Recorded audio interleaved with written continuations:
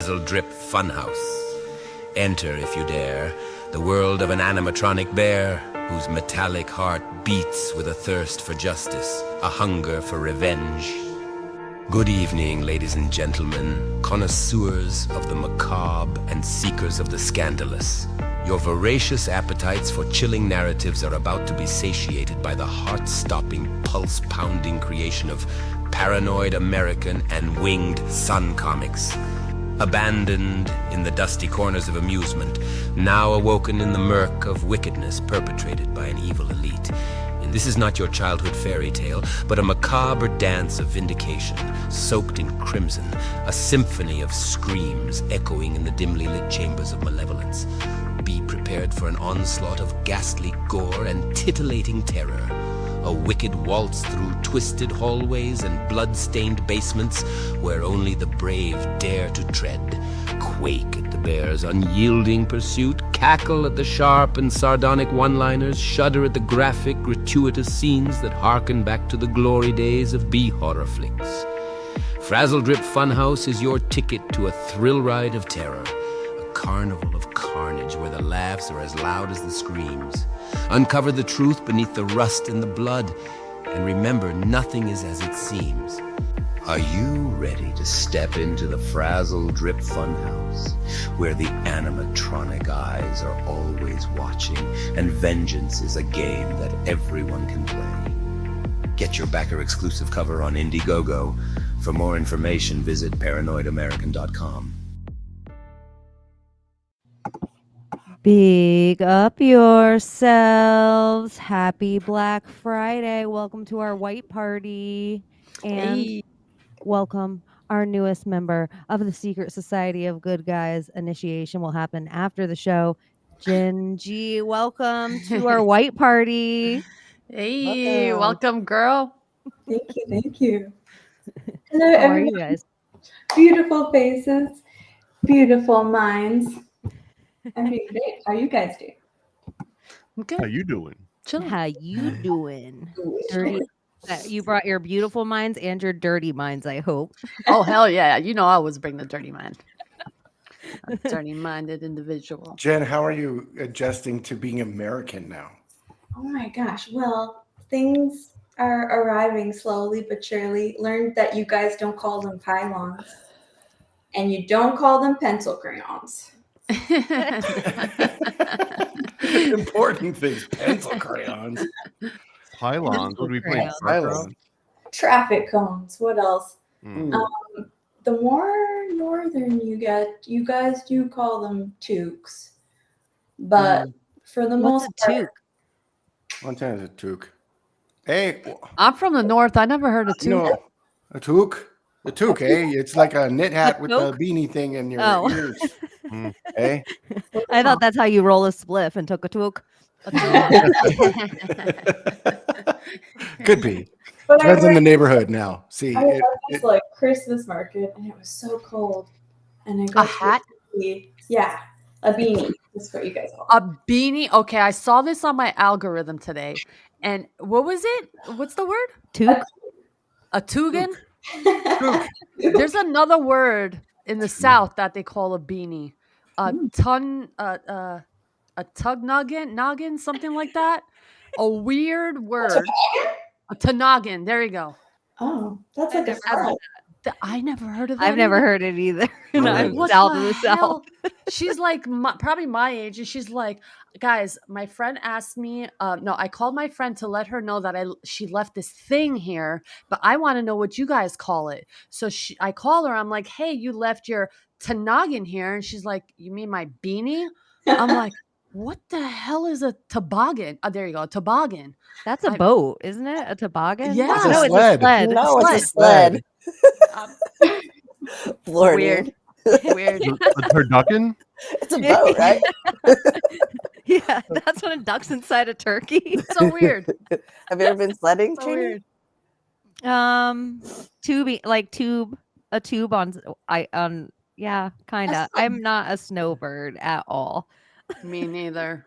I'm not either, but I lived where it snowed, so we'd have fun Yeah. on it. I don't like it. Well, oh, wait, have you guys ever sledded? Have you ever like flipped a garbage can lid upside down and Dude, slid we'd down use the hood Hell of yeah. a Shovel? trunk or like a hood Okay. of a car sometimes. Yeah. We used our stoops as sleds. You know, just right into the street. Like, Mhm. I swear to God, it was so I'm from fun. Florida, so we put pillowcases and then we just went down the stairs. Like that was the best we got. We didn't have tons of hills. We didn't water skied. Yeah. Oh, nice. Yeah, hydroplane like sled behind a boat, but never any. One time in Portland, we turned our whole driveway into because Portland they don't salt their roads because they're so eco-friendly. So you just get snowed in like 2 inches. But it actually was a decent snow, so we just turned our whole driveway into like a ski park. Portland doesn't believe in salting their roads. Mm-mm. Ooh, salt. Ooh. I mean, Probably it's too witchy. They're so evil there. They're like it'll probably burn them if they have too much salt. They're on afraid they their- won't be able to leave once they steal the circle. the I mean, I protection. get it, but like, And damn. just rest your cars. Just sand the road. Mhm. No, they tried to actually make it so you couldn't even drive your car into downtown Portland. Hmm. That's why they wanted no salt on the roads because What's they all- wanted it to just be like walk, bus. Well, there's Mhm. absolutely Depot. the parking in Portland is ridiculous. I do remember that. Like I lived in Salem, but I remember driving to Portland and like going, how the frick do you park here? Of course, you lived in Salem. Of course I lived in Salem. I don't think I'll ever visit that area in my life ever. I loved does- it. I did love it. It was beautiful. Does not sound American to me. No, they're Oregonian. They're a little Yeah. bit. Yeah. Isn't They're there a something little out there called different. like Magic Mountain or like Magic in the Forest? I've always heard about this. It's like out Is and it the place with the giant Paul Bunyan magic in the forest? it's like everyone It's like the Enchanted Forest. I think there's a place called Enchanted Forest. Like it's a Enchanted Forest. a that's fun what it is. house. Yeah. And then what's it called? In Medford, Oregon, they have the ley line where all the ley lines cross. And it's one of those hills where the ball rolls uphill or two people can change sides and one of them shrinks. They also have the Globe Theater in like what is it, Ashton, which is by Medford, and it's like they do the whole Shakespeare thing, like the open air theater. Mhm. Do you know my actual name is Leylan? Do you know Whoa. that? I'm Strange, there, right? Leyland. Yeah, Hmm. Leylan. So And did every you guys t- hang out with your family? Yeah. Played cards, played rummy. Played Did you rummy get in with them. fights? No, surprisingly, no. That's what I was going to ask. I was I going to was ask Jen surprised. if you ever have you been in a fight yet because you're Canadian? No. No, all those nice Americans you hear about.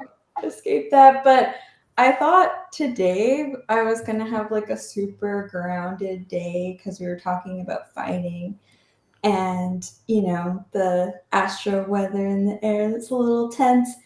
But I totally didn't. And I just got home from playing Aces with Chance's family, which is a really intense game. Like people are slapping each other's hands and like cards are flying. So I was like buzzing because I really wanted to do good.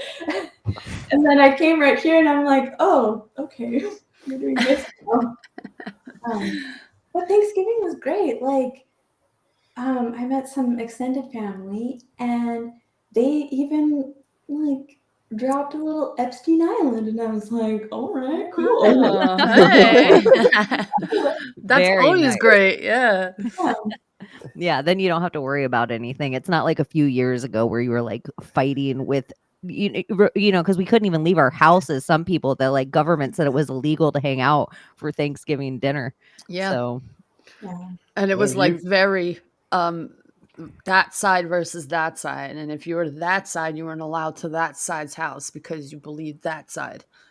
that's what I think is kind of funny is that now it's like, hey, we don't need to bring up any of this stuff at Thanksgiving.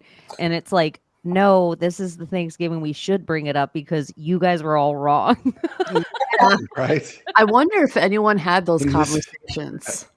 Are we getting those apologies? No? Those aren't coming at No, dinners? people are still All right. oblivious to what's going right. on.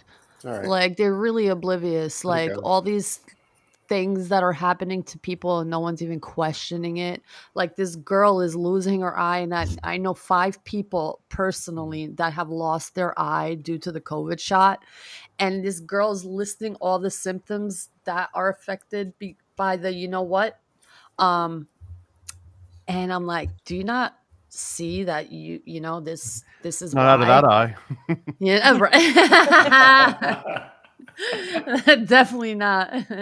So yeah, people are not putting 2 and 2 together. You Gotta said that remind it's them. like the left eye, like Yeah. with them. That's So- weird because it's like the whole Eye of Horus thing, and you know his eye got shattered into 6 pieces. And the Antichrist, the left eye. I know. I'm just like, but where does that go with the whole eye? Because you know, like there's the Eye of Ra and then there's the Eye of Horus. They're 2 different eyes. But the Eye of Horus is like a round circle, and his eye was like destroyed by someone, and then they put his eye back together. It was in 6 pieces. So it's like a round circle, but it's the left eye, and they say it's actually like the eye of healing. So it's kind of weird that ends up being like also a negative symbol used by the satanic elite or whatever, the left eye. Which one's the Eye of Providence? Is that from Ra or Cyrus? Well, it's Ra or it's Horus, because it's Horus's eye. So it's Osiris's son. The one that's on the back of the dollar bill, right? The Great Seal. That one's Yeah. called the Eye of Providence. But I would wonder what eye that is. Is it left? I was like, what is that sound? Yeah, me and Let her me look just at like, Gordy first. And Gordy was like, it's not me.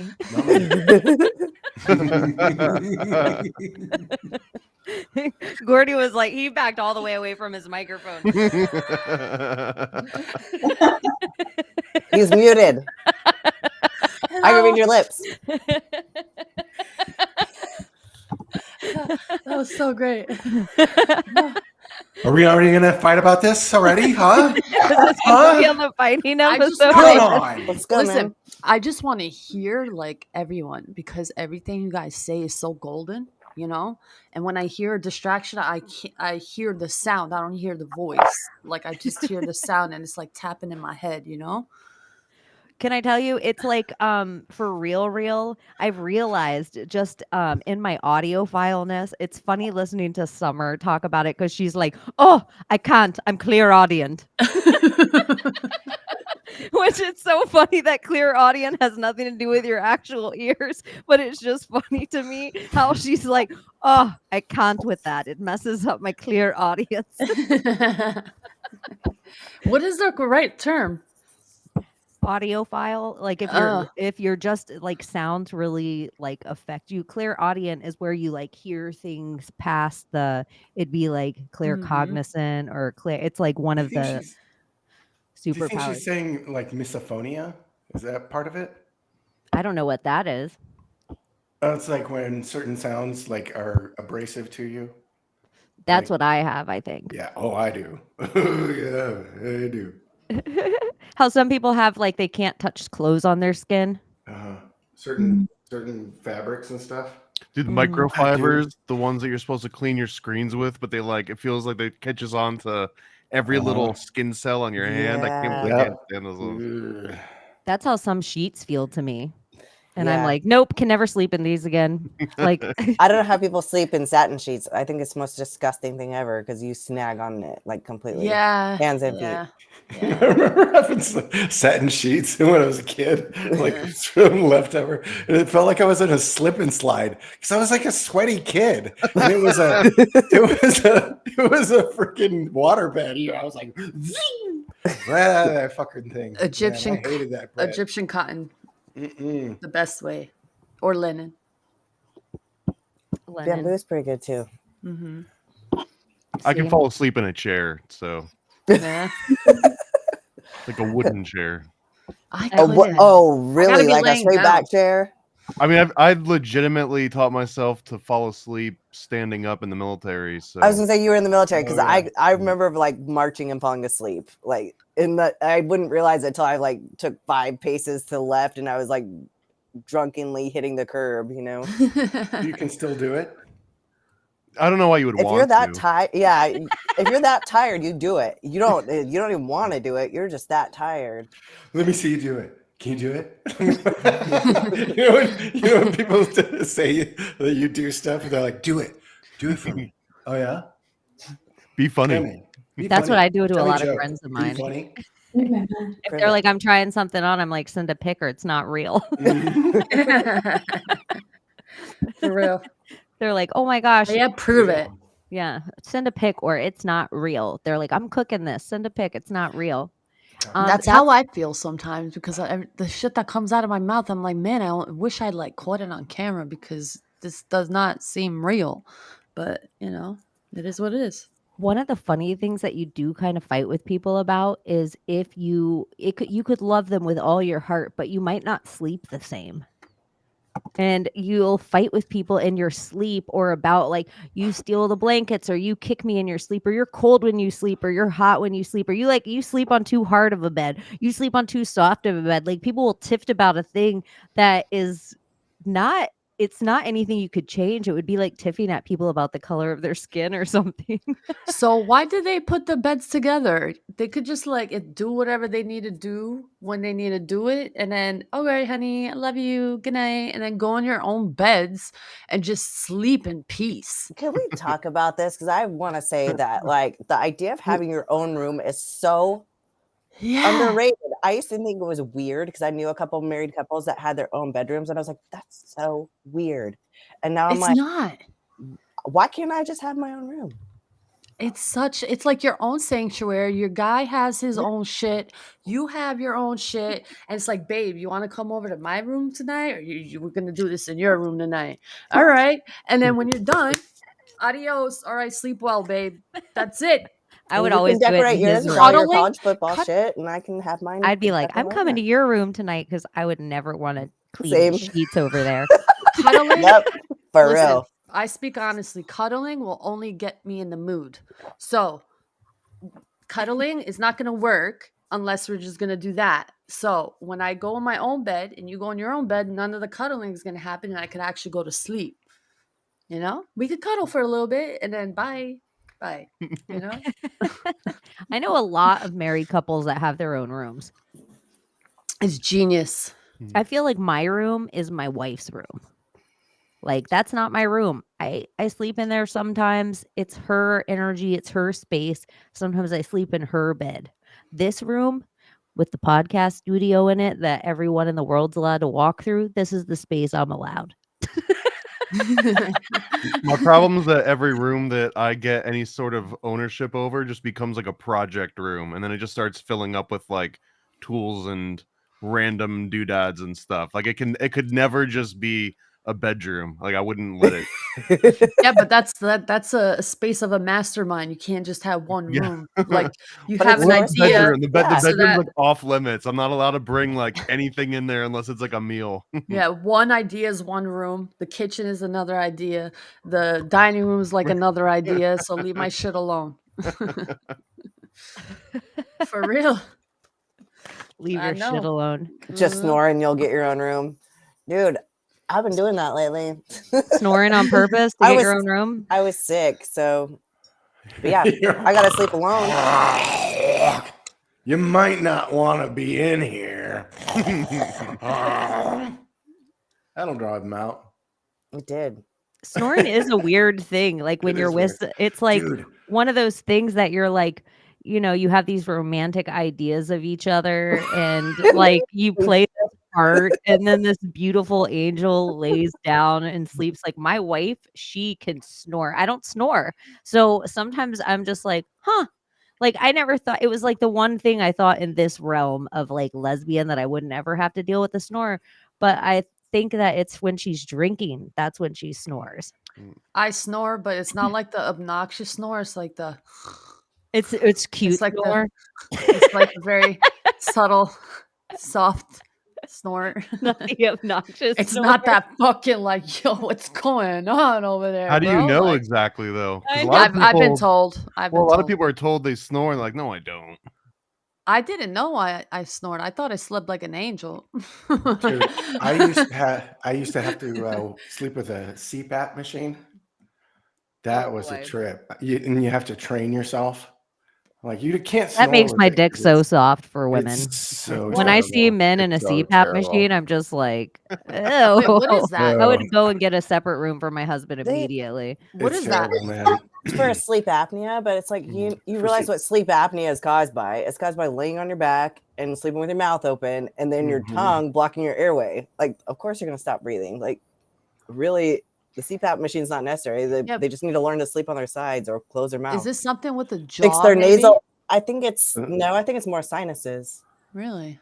Yeah. Is it age It's a factor? sinus If your thing. nose is blocked, then you can't breathe through your nose when you sleep. So then you breathe through your mouth. Then your And it's a mouth weight dries. thing. Yeah, I was gonna ask. Right. Is it's it, always a weight thing. What was that, Jen? Sorry. oh, I was just gonna ask if it's like age and weight. You know, because I I feel wonder. like people snore when they get older as they age. Yeah. Like Homer. Care less. It seems like if you get gout, there's a good chance you have a CPAP. Oh, I had gout when I was 18. What's gout? What is I that? can't even fathom it. That Do it, must be a gout? Canadian thing. It's when you get like crystals will like form in your feet, right? Isn't that Yeah, gout? feet. High uric acid, which is usually caused by eating like organ meats and stuff like that. But yeah, it causes issues, pain in your feet. Yeah. Wait. I don't drink anymore, so I never heard of that. Never That heard of could that. be. yeah. No. I know this is Not going to drinking sound will do weird, that. but I know multiple people that have gotten gout from drinking bouillon. Like, just like beef bouillon or chicken Really? bouillon. Yeah. So is that high in piss then? Because it's uric acid that causes it. I guess the doctor basically said to like stop eating so many like animal-based product, like meat-based products, and it goes because it essentially forms crystals in the bottom of your feet. So when you walk around, it's like you're just stomping on crystals all day, right? Yeah. I was told rich foods, but if you eat cherries and have electrolytes, then it'll help. Why are we like okay with killing certain animals? And 'Cause certain they taste animals so are good. They're okay. so good. Oh, They oh are my so god. Okay. good. Okay. Let's round up thousands and thousands of dogs, huh? And just do what we do to the dogs like we do with the cows. Lychee Dog Festival. What's the difference? Are you talking about They have that. The Lychee Dog Festival. They Ooh, round up a whole bunch of dogs and they skin them alive. Yeah. Is there any kung fu movie like- with the Lychee Dog Festival in it somewhere? I'm sure there was made one. It's like the ultimate taboo in movies is to kill a dog. I know, right? But Remember? why, you see, but why Like are every we single. picky and choosy on which animals can live Well, and which honestly, I animals mean, can die? in a practical sense, there's just a lot more effort and a lot less meat that comes out of it if we're comparing dogs to cows. Yeah, that's true. And then the other thing too, I mean, cows are like big dogs. I don't know if anyone's grown up on like a They farm. really Like, are. they'll Yeah, follow they you are. around They and will they'll follow play you and around. Yeah, they'll get everything. attached. Yeah, they just got so much damn meat on them, Mhm. you know. Leave doggies That's alone. what I I'm always sorry. say about my dog is if shit hit the fan, I have this whole entire thing, like an act. I could pick her up here right now and do it, and she'll play into it where I say, she's not even worth it. She's not even worth it. Look at she'll make a better companion than a meal. And she plays into it and she starts shaking. She's an actress. Don't believe her. Fighting. Have you ever fought as a kid in school? Like I real have. fisticuffs. I have a couple times. You made a knuckle sandwich? Yeah, You've been kicked out of school for fighting? Yes. No, No, I mean, was it close. even a real fight then?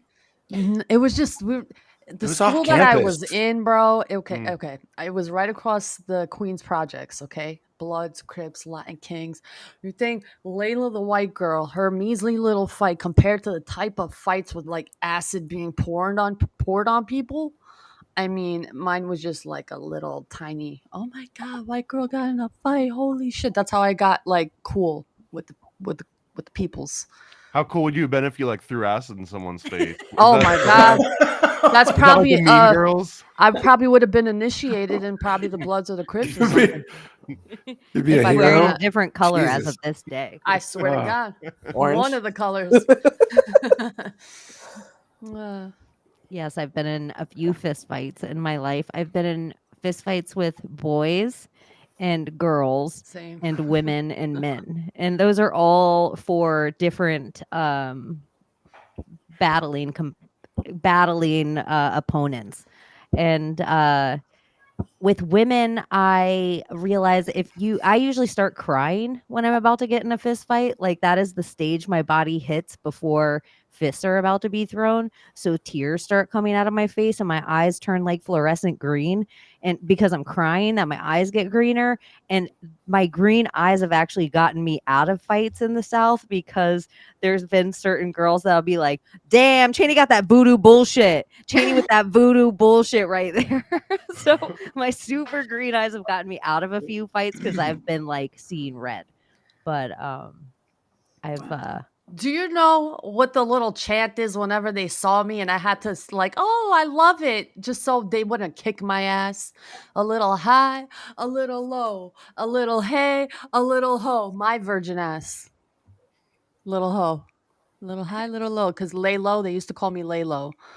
I don't know why they gave me that nickname, but they did. And yeah. Some people don't even get nicknames. They gave me one. Layla lay low. Layla lays low. I don't know why. I guess maybe the fight. Whatever I was doing. I don't know. It was a time. It was a time. You have to defend yourself, you know? Couldn't just like let them step on you. the more trained you get in fighting, the less likely you are to fight. That's Yeah. what else I've realized. Like the more you go, it's like the more confident you get in your fighting skills, the less likely you actually ever have to pull them. It's like sitting on a gun. Yeah. I learned a little early on too that a lot of people that wanted to fight, they didn't really want to fight. You know what I mean? Like an example is that I don't think I ever really got good at fighting, but I didn't see any reason not to just start punching right for the throat or the eyes or like doing like I don't know, like Krav Maga, about like whatever like the 12-year-old or 13-year-old version of that might have been. And so many other fights that I got, and it seemed like they were, like punching to miss or like aiming for shoulders or like weird things that wouldn't just immediately end a fight, right? So after a while, I guess I felt really bad because even if I got into a physical fight for whatever reason, like I'm not going to hold back, right? I'll pull your ear. I'll like scratch you if I got nails. Gonna be over Like, fast. I don't Yeah, care. I exactly. didn't really have any of those reservations of like having to square up and do everything. Or a conscience. No, like I got take out your eyeball. I got There's only no in one fight. Just saying, Have someone with like a pencil at one what's point. your limit here? I mean, what are we talking? How far are we gonna go? I was in a fist fight with a girl, like, and it was over a boy, but we did it after school, so we didn't get in trouble. And she totally kicked Did you my have like ass. a 3 o'clock at the bus ramp? What was it was like Yeah. 6 o'clock at Snake Mountain. So and was there we other parked a people car, there? Yeah. Oh, everyone was there. Oh, There's a yeah. car parked up on the hill with the headlights Off like campus. up, like the headlights were the light. And Were you nervous? I threw the first punch. I just like Thomas, though, I went straight for a fucking nose. I was Same. like, That is actually my dad pulled My me dad aside. told me that too. Yes. I mean, he's like, if you're gonna fight with someone, there's no rules in fighting. So like he goes, that "You better British go for the idea fucking nose." of He goes, like "Bust their wait till nose they right hit away." you first. Like Yeah, my dad was fisticuffs, like, right? Yeah. yeah, my dad was like, why they're putting their book bag down, take them out. Yeah. Wow. He goes, "Bust their fucking nose." He I goes, never thought of that, Don't puss honestly. around. He goes, "You go for their nose." He goes, Yeah, they'll "Whether you start bust it or crying. not," he goes, "They'll start crying." So I did, but she still beat my ass. But still, her face looked just as bad as mine. So I got the fucking first punch. I've broken this nose in a few fights in my life. But in the South, you fight. I think in different parts of the country and different parts of the world, you fight more. But in the South, you fight a lot. And then also, this was the other big thing I was thinking of with fighting. Because me and my wife, back at the beginning of our relationship, one time, we were in an argument and she was like, "You're better at this than me. I don't want to do this with you." And it wasn't her saying that I was right, wrong, or indifferent. She just didn't want to fight with me. And I realized in the moment that she doesn't have siblings. I Mm. have an older sister and a younger brother.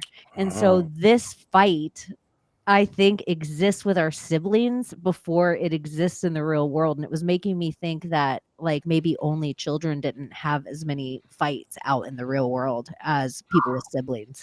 That makes sense. Yeah. Oh my god. Yeah, because I always had a chip on my shoulder, and got my I'm like one of Was 7 that kids. Dinky? Yeah, I got my ass beat by my siblings. Oh my god. Ooh, my brother got Jen- his soul. I'm an only child, so yeah. Only child, really? Yeah. Wow. What's your sign? I'm a Gemini sun. I knew you were a Gemini too. My wife's an only child Gemini, and she has a similar energy as you, where you think in your head, who would want to fight with Jen? Like, who would fight with Jen? Like, that's how my wife is. When you're around her, you're like, she just has that energy that she's not really fighty. Like, and she doesn't really say anything that's worth attracting a fight. Like, she's just pretty pleasant to be around most of the time. So, are you a Scorpio sun or Sagittarius or Ophiuchus? I'm Scorpio sun. Okay, yeah, like Or Libra sun in what Vedic? Like, wait, what? True what sidereal astrology, like sidereal? sky. Yeah, true sidereal. It's different than sidereal. I'm True a sidereal. Pisces And a sun. Libra, but one of them I am an Sagittarius Ophiuchus. moon. cool. I'm a Pisces sun, Sagittarius moon. Oh, See, I always find that Pisces aren't big fighters. yeah. We're beautiful. not, They're- but we're righteous fighters. Like, you know, like if we see something that's just, hey, like we're just honest and hey, that's not right. So I will step in. I don't care if you're a man or a woman. I will step in. So No who are matter the big what. fighters? What are they, like the Taurus? Well, Scorpions. I think stereotypically it would be Aries, Yeah. but that's not necessarily true. Aries are head on, but they'll I walk got away. problems. Taurus I are wouldn't stubborn. want to get in an argument with like a Virgo or an Aquarius because I feel like they would have all the data and you wouldn't win. Yeah. But some people, Virgos are when you're bitches. fighting them, like some people just want to. I feel like it's between two things. It's the people who want to win and the people who want to be right. And maybe they don't necessarily care about winning, but they just want like the facts to come out accurate. And there's the people who want to win and they don't even care about what's right or wrong or gaslighting or lies or whatever. So yeah, that's an interesting dance for sure. I feel like Scorpios, they're really good at having a deep conversation and, you know, having receipts and stuff like that. But my mom made me take a self-defense class. And that's one of the things that they ask you is like, so some guy's attacking you, and what do you do? And there's people in the class, and they're like, I'm gonna get my keys out, and I'm gonna stab him in the eyeballs. And they're like, okay, well, are You're you gonna cool die. with taking someone's eyesight? Like, are you gonna be okay with that? And, you know, in the moment, I guess you're just thinking like, yeah, I would, but kind of makes you go home and just think about like, well, what would I be okay with doing?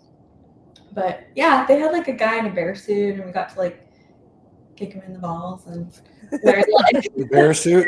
techniques. Was he in a real bear suit? Like a mascot suit? Like a Yeah. yogi bear. Yeah. Like a mascot. Was it like a yogi or was it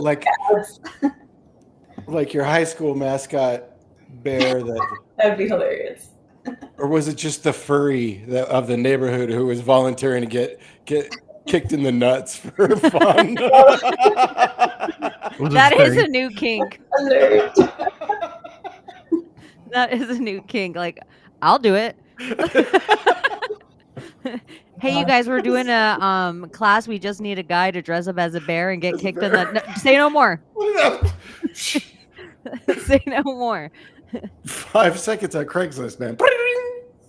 I always tell Sold. women in self-defense, like in general, run first. Run and yell. This is your first thing. Don't ever try to fight a dude. I like that the idea of like kick him in the balls only so you can run and yell. Like if you're a girl that can take a back and rear naked choke only so you can run and yell. The chances on the planet that you're a female that can take a male, even trained, are so slim and nil. Your best shot is to run and yell.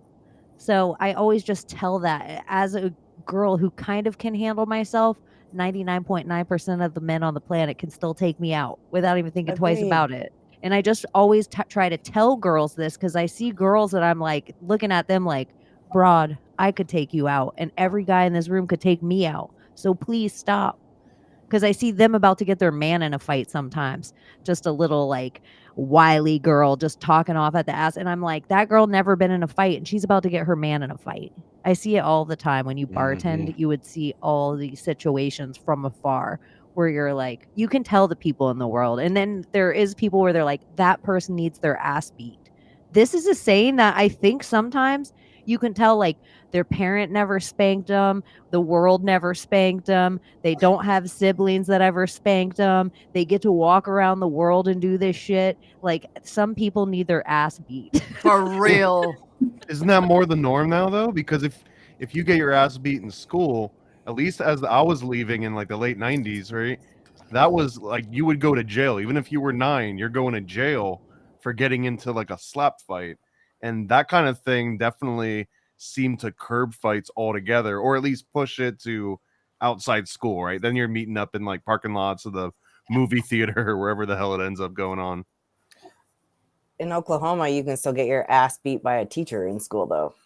Can you really? Well, no kidding. not the teachers. I mean, some of them have paddles in their classroom, but they don't really paddle you. They send you to the principal's office, and the principal will paddle your ass. Yes. Did you fight back? Sweet. I mean, In public school? Yeah, public school. Right on. Why do you think like Man, like my friend came here from Nevada. She moved here and she was like, oh my gosh, I can't believe how like respectful and nice all these kids are. I'm like, yeah, because they get their ass beat at school. They're freaking great. They're all great. Like they're all respectful as hell. Although, getting raised by ex-Okies, they're a little paddle happy a little bit. So, Paddle happy. They can be, yeah. They made you get a switch in the South. They made you go pick your own switch. Well, this shit's gonna change as soon as like Heartland comes in. It's gonna be blue as hell, and nobody's gonna be allowed to spank their kids anymore. But isn't it funny? Blue, it'll be blue as hell, so it doesn't get hit with a doobie. Is I know you meant spanking it healthy? Okay, spanking, is it healthy? I think it has so. a place. It has a place. Does it when it's a child? I don't know. It's I'm talking about need to be. No, there's a difference between spank and a beat. Mm-hmm.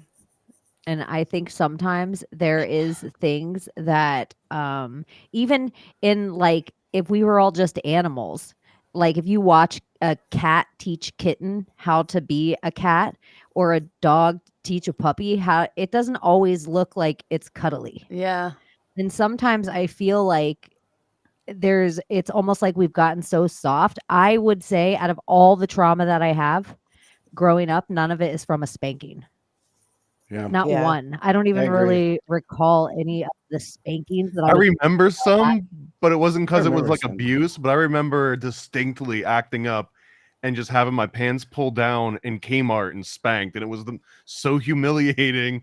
And I never did whatever it was that I was doing. I never did it again, and it wasn't because it hurt, but I just remember thinking like, wow, everyone knows I'm a little bitch right now. Like this is pretty bad. The shame, the public never doing it shame. again. Yeah. I was like 24. When I tell you guys, in the 70s, man, I got my ass you.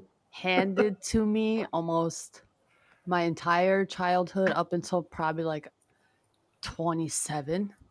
I went through hell. I mean, I remember my worst one. It was because of cutting school in high school. And I was beaten so bad for 3 hours straight that I almost died. Like literally almost died. I would say 90% of my body was covered in bruises. That is abuse. Yeah. Like that's full-on abuse that maybe somebody should serve time for.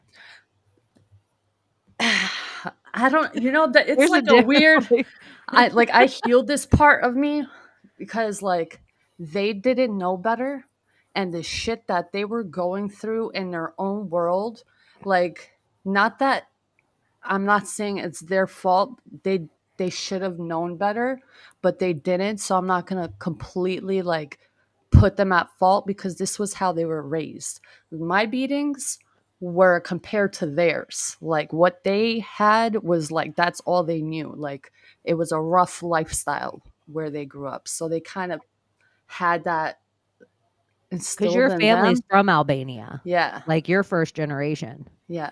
And I was like, trauma if you don't do begets what we trauma. say, yeah. And I was the oldest. So it's like, you do this or else. Why isn't the house clean? Why didn't you cook? Why'd you let the kids do this? So it's like I was a child plus a mother trying to, I guess, be conditioned to be the perfect housewife. So like we had to learn certain, not learn, but kind of like instill it in you. Like you gotta, Embody. you gotta be this way or else. So yeah, but it's not like that anymore, thank God. And I love my family. It's been gone, done, healed, and they understand what they did, and they apologize, and they said, I wish I could just turn back time and just analyze myself and see how much pain I inflicted on you, and that's something that you don't deserve. So they both apologized, and they both respect me in that sense, and they never lay a hand on me anymore. Thank God. It took some time, but coming from Albania, you would understand. If you're not from there, it's like, oh my God, like this is crazy, but it's not. It really isn't. Because you're carrying around their last name. And so they're like, oh, you have to have all this Yeah. gravitas on your name all the time. Yeah. It has to be clean. It has to be white. You got to keep your name white. Yes, your face. It's all about your face. This is who you're representing, this last name. If you're not this way, you're going to shame the family. 36 years old. I'm a geezer in Albanian culture. So like my age to get married is long past due. So I'm good. I'm clear now. No one's going to bother me anymore. It is generational wounds that, I mean, we're all healing generational wounds, but when you think of how quickly one generation of cycle of you just being an American woman, now different of your mother being an Albanian woman, how it took you to be the first of your lineage to be like, nope, this is where this buck stops. Yep. 100%. Like, and then it doesn't happen to your sister. Mm-hmm. And then look at the life she lives of how free that you would, and she's breaking generational curses. Yeah. Being an out woman, Albanian. I was kind of like a savior for my siblings too. When I think of it, not to like toot my own horn, but I knew what I was going through and I did not want them to endure any of it. So I would step in all the time. Little do they know, like I would get in trouble a lot of times for them just so they could have their freedom and not go with not go through what I went through, So, I learn. You just learn, you just grow. That's it. I'm still here, Kicking. You're a badass. You're still here with fight. Kicking ass, I know better. So if I ever get married one day, which I highly doubt, but if I ever do and I have a kid, I know what not to do.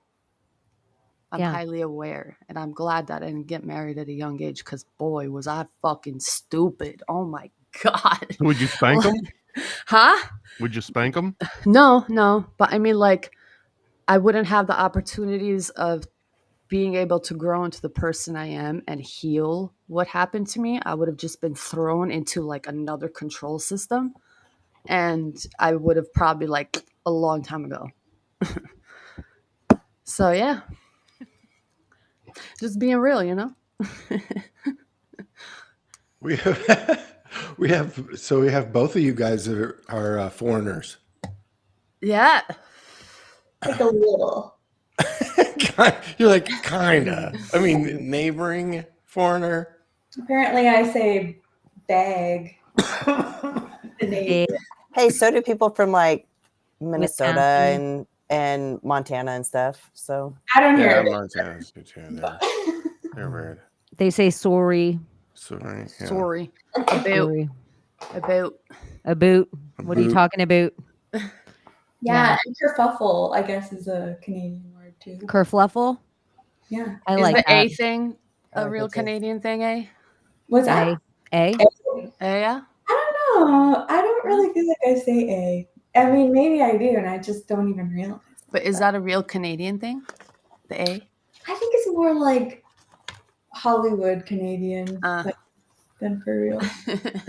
Do you think Canadians have less fight than Americans?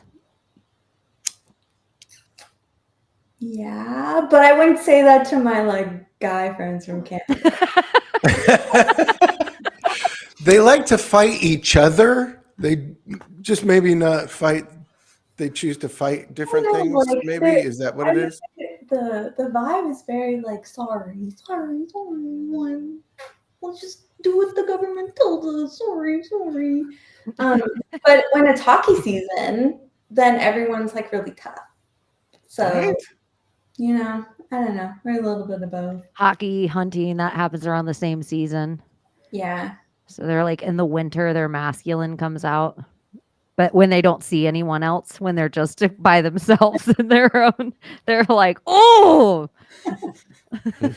What is it about hockey that you're? I mean, this is going to sound ignorant, that you're allowed to fight, because it seems like any other sport, if you punch somebody, they could potentially sue you, and you get kicked out of the game, and you're out. But like in hockey, it's kind of this accepted aspect of it. Oh yeah, totally. It almost sounds like it's still reminiscent of like a bygone era, right? Like I'm almost waiting for them to just announce no more fights in hockey. They've tried it a few times to get rid of fighting in hockey, and the game sucked. That won't work. And why don't they start introducing fighting to other sports that suck? Right. Oh yeah, absolutely. Why can't in soccer? Like in soccer, they should have fights. Dude, I was thinking about this week that I was watching this Baseball. documentary on Victorian prize fighting, right? And I was also watching I had watched the thing on the Gilded Age, the PBS documentary, right? And you can see you can kind of see when the economy tanks and like the government is oppressing the people, like in the 1890s. That was when all like the economy went to shit, and all the labor forces all over America were fighting against the Carnegies and all the steel barons and shit, and like shit was going bad. But prize fighting was huge. Like, and you could see this kind of dip, like when like in COVID, like I couldn't give a shit about NHL anymore. I used to love hockey, but after COVID and watching them like in those goofy games without any fans in the stands, like I'm done with this shit. And like MMA, you could kind of like, it's still like one-on-one. And I think I was drawn back to like watching Muay Thai and stuff like that. Because like just sports are garbage. I mean, even with the fighting, they're so like you can kind of set your clock by them. Like you can see how they're rigged. Yeah. That was one thing that came to mind with this theme, right? Fighting, and how like everybody knows that boxing is rigged. But it's really kind of all of them. And like the biggest wake-up call for me was when I was bartending, and the semifinal for the World Cup was about to go on the TVs. I had to turn them all, change the channels, and we got an order of Carlsberg, and it had a bunch of merch with it. And in the boxes were the merch for the two teams for the final. But the semifinal hadn't even started.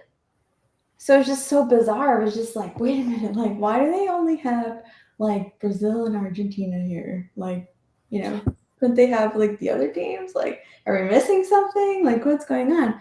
And then sure enough, those were the two teams at the end. So You know, I just read this article too about the NFL, about the president of the NFL, like basically talking about how they chose two brothers to go head to head in the, you know, he calls it a script. And he's like, oh yeah, we needed brothers to go against each other in the Super Bowl. Like, so we chose these, but it didn't work out. So we chose these other two brothers. And I was like, what the fuck? They're handed scripts, and I know that they have the technology in their gloves that are connected to the actual ball itself to either miss the ball or catch the ball like directly into their hand. There's that technology, and it's completely rigged. But college football isn't, from what I hear. That's why I like college football. It's actual, like real, not rigged. Can you I don't know. Where they're going to have the technology in college. Isn't that where they would develop the technologies in college? Is it? Probably. That's what they get good at. That's how they train Don't them. listen to me, That's how they people. I train don't them, know man. anything. Okay, don't listen. I'm just to me. saying. No. They know. A lot of them don't know that they're doing it. You know, There's the referees and all the handlers, and like, it's complicated what they do to those players that are coming up in college, man. It's There's a thing in UFC fighting not to leave it to the judges. Yeah. And it happens all the time, at least once a fight night. And fighters even know, like, if I'm from Brazil and you're from, Spain, and we're fighting in Brazil and it goes to decision, there's a better opportunity I'm going to win that decision. And it happens all the time. And then there's also dudes that they're better for the sport for them to win. So you watched Francis Ngannou versus Tyson Fury happen in Saudi Arabia a little bit ago. Tyson Fury already signed a match to fight another dude for the Saudi Arabian Commission. So even though Francis Ngannou knocks him down, and anyone that watches the fight can say that he probably won, 6 rounds to 4. So he beats Tyson Fury, but there's nothing for boxing to gain by this PFL guy, this MMA guy coming over and being the heavyweight champion of the world. There's nothing for that. He's not owned. He's not run, because everybody else has a Don King. They have a dirty manager that takes a big, huge percentage. This guy's not owned. So he isn't in a commission that Saudi Arabia already has the second fight signed with Tyson Fury. So they have nothing to gain by Francis Ngannou winning. So I think sometimes, like they're saying, the script even of NFL, sometimes the script of these fighters, it's a buildup from way back when. So for certain football teams, baseball teams, they all have their we're doing the Florida-Georgia War, we're doing the Civil War. Every state has their Civil War where their teams go head to head. We're doing these things, and that's where I think the college is even more scripted, because you always have these certain names that when you're looking at, you could probably put them in a whole bunch of lore from back when. Like every single one of their names that they go on. I always think it's funny how they're like, these names are racist, we should get rid of these names, but these names aren't racist, we should keep them. I think there's power in everything. So, I don't know. Duel in the desert. They have a duel in the desert here. That's like always the U of A ASU game. Make it sound all whoop-de-doo, and that always sucks. Hey, Jen, behind you look so magical, by the way. Oh, thank you. Is that your art behind you? No, sorry. I stole this from someone from Midjourney. Sorry. I stole this too, but it inspired me because of my dream that I had. Ooh. What was your dream? When did you have it? This was like maybe like 6 years ago. Oh, okay. And but it stuck out to me because it was very vivid, and it was me walking in a room like this where curtains are flying, but instead of this window like being there, it was like all open, but with pillars everywhere, and it was just curtains flying everywhere. And I walked naked into this like huge pool of milk, and walked all the way to the other side and walked up. And then these like white sheets just like magically flung over me. And I just walked into the bed and just lay down. And that was it. That's so Venus, man. That's what it was. It's like integrating your Venus. Whatever that was. Birth it was chart. So vivid. I wonder where your Venus is. I don't know. You find out. Let's check it out. I'll let you know. What does your Venus usually represent? I know it's your love planet. Like, is it like your sex and love planet? Femininity too, think so. right? You're like your whole divine Venus feminine is of it all. Pisces. My Venus is Pisces. Aw, with your son. What does that mean exactly? Gives a love nature that is Awesome. so Are you limited. drinking moonshine like a hillbilly? Like a real Missouri hillbilly Welcome to already? America! Oh, welcome to America. I got me my moonshine. That's what Sam's dad says every time I go over there. Or, I was getting ready for the moon Okay, so chat. tell us, is Chance really a real like hillbilly? Does he come from like hillbilly stock? Is that what it is? Like secret giant hillbilly stock? Because he's like giant, right? Yeah, they are giants. His granddad that just passed this year, he was gonna be turning 89 in October. And he was like he built like a subdivision when he was 65. He built all these houses. Big dude. Really I'm cool. gonna say right now, Gordy asked a question about Jen's husband Chance, who, if you don't know out there, he has the Interverse podcast that you can find on YouTube. I just wanted to let everybody know. Carry on. But yeah, just speaking of like kind of family ancestry, I just found out that my great grandmother was from Ava, Missouri. So like I think just an hour outside of Springfield. So I have like ancestry that's buried around here. So, I'm just coming back home. So Oh, welcome back Interesting. to Very nice. Atlantis. The chosen are coming back to the real Israel. well, when we're talking about like duel in the desert and like people who fight a lot who have lots of practice like rarely ever have to use it. This is Mango, by the way. He needs to Hey, Mango. be involved. So does Dinky. Yeah, so does Dinky. So does Teeny. We She's have random. out tonight. Another thing I was thinking of was like dueling, right? Like to claim satisfaction. And I can't remember, it was like pistols, swords, and something else. There was 3 different ways you could claim satisfaction. And wasn't it was it Alexander? Or no, Andrew Jackson. And he dueled Didn't someone. they do the horse and the thing? What's it called? Jousting. Jousting, whatever it's called. Remember. I don't think that's a little older, I think. Dueling? That's a lots of wee dueling. bit older. There's lots of cool ways Joust. to duel, though. I would love history. someone to joust for my love. Are you kidding? God, that's so romantic. Oh, that'd suck, man. I think Mullet, joust take and a- knife take are a the most fucking- ridiculous take a form of fucking- fighting. Do you know what that would do to a woman? I'm sorry, I'm already there where I've lost the duel and I've taken a musket ball to my gut right about here going, shit. I gotta go get drunk and die somewhere. Well, not die. Jousting, you won't die. Right? No, You'll be injured, but hey, that's the price for love, no? Yeah. I think jousting we've all and broken our knife necks uniforms somehow. are the dumbest. You might Like as well it's the do it in a dumbest way of fight. fighting. Like there's They are. nothing about a joust or a knight's armor that makes sense for It's fighting not cool. in general. Like I mean, every they look other dope. uniform throughout history. I was even thinking about this. A catcher Thanks for a for good a video show. softball team is betterly equipped to fight than somebody in a knight's outfit. Like there's nothing about a knight's uniform. It only makes sense that if there were spells at night that they were scared of. Because they're like, I got to cover every bit of me. I think I the would Arrows knight's went through thing that shit. was probably why just would the you make guards that that copper?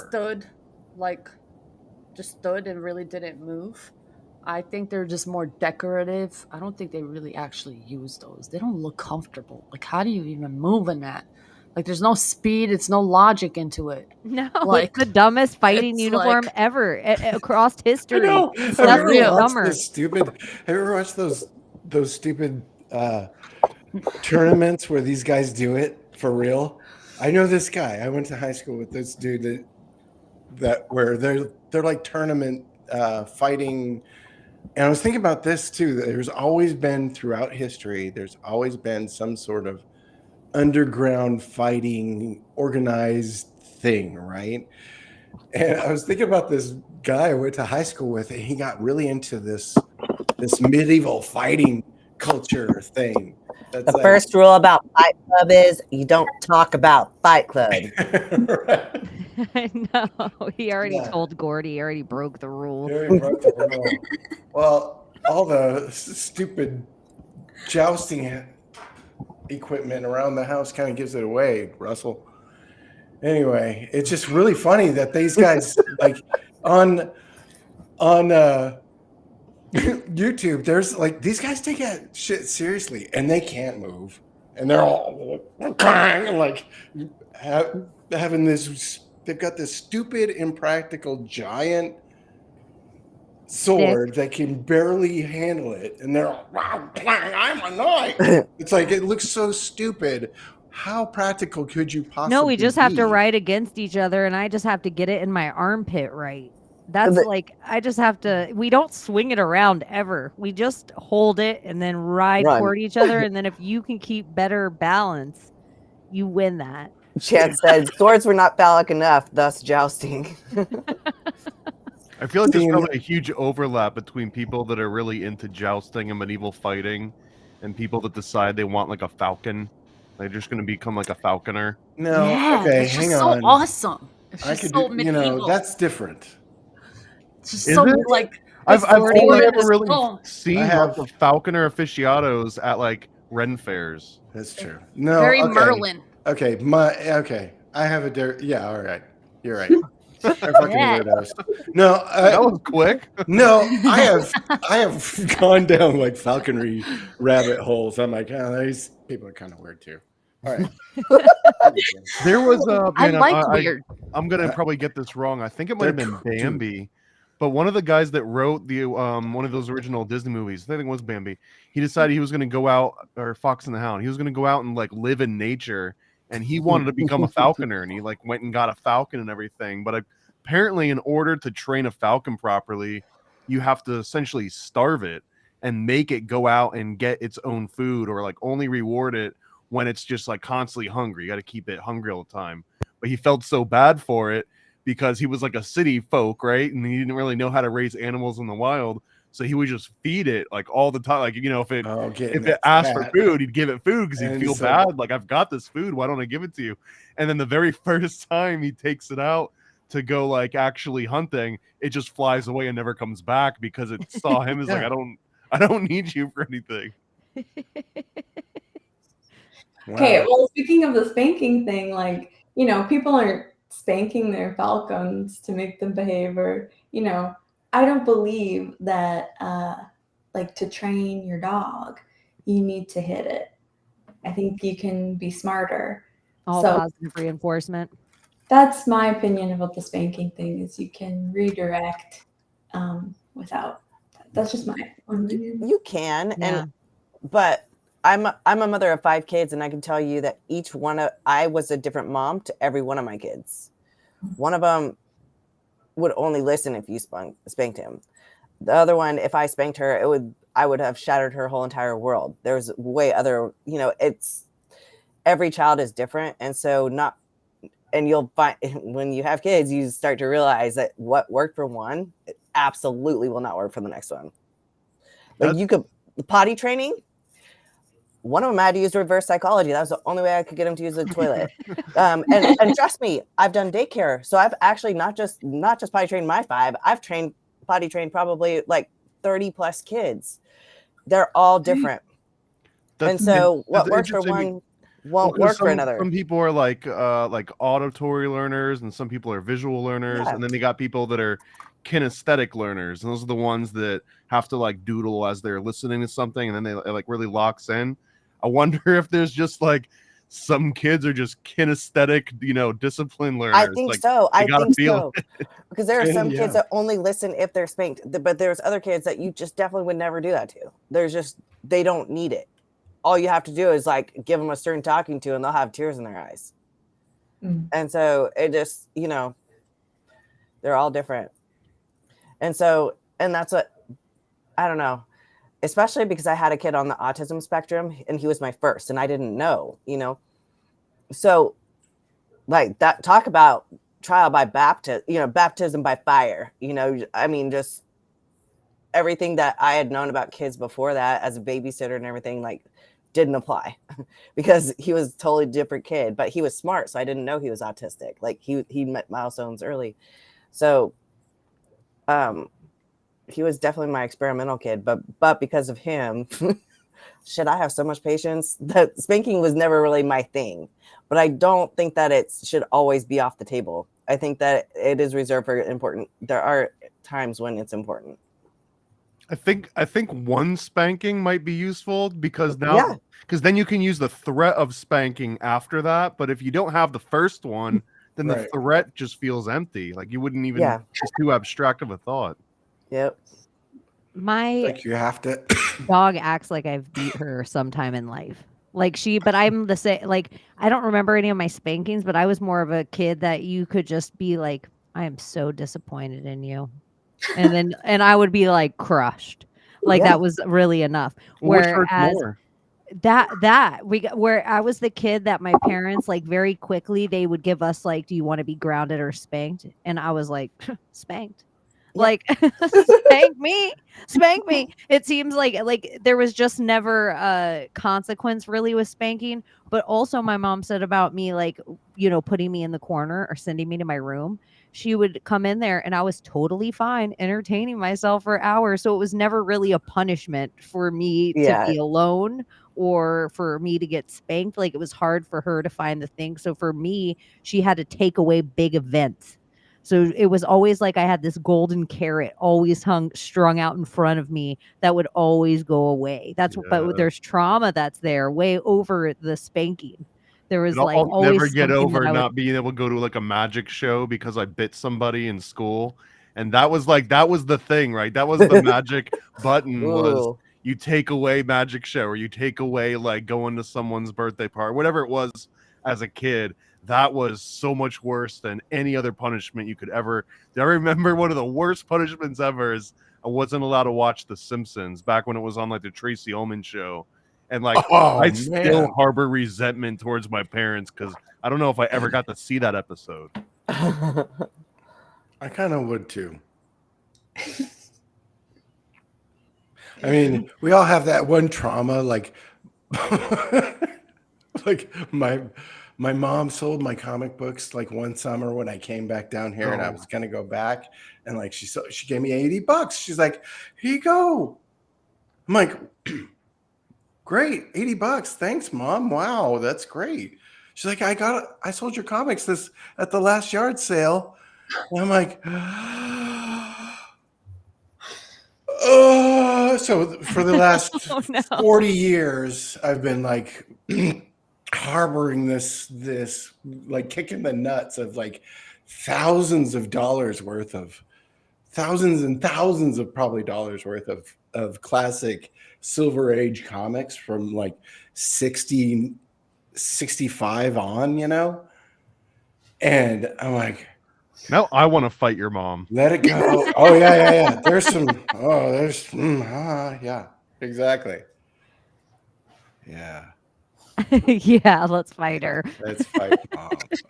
No, she's doing it. Let her go about the stupid.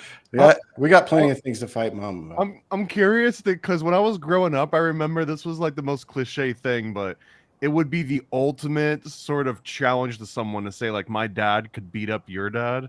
Was there any did any of you like what? Because did anyone ever hear my mom could beat up your mom? And that never really was a thing, right? It was always just my dad could probably beat up your mom. My kids say that all the time now. But I'm like, I just look scarier than what.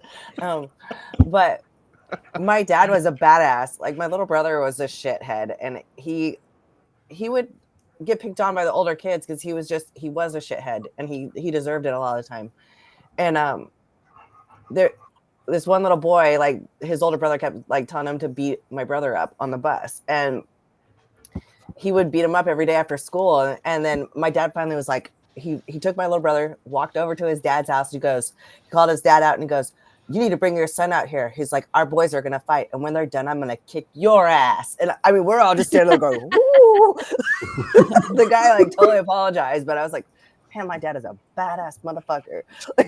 This man literally told me he was going to beat his ass right in front of all of us. I was like, I was going to be in a fight in school once, and my mom drove to the place we were going to fight, and my mom got out of the car, and this girl I was about to fight, she's like, "Oh, what? Your mom's here? You called your mom?" And my mom sat on the hood of her car and said, "I'm here to watch my daughter clean your clock."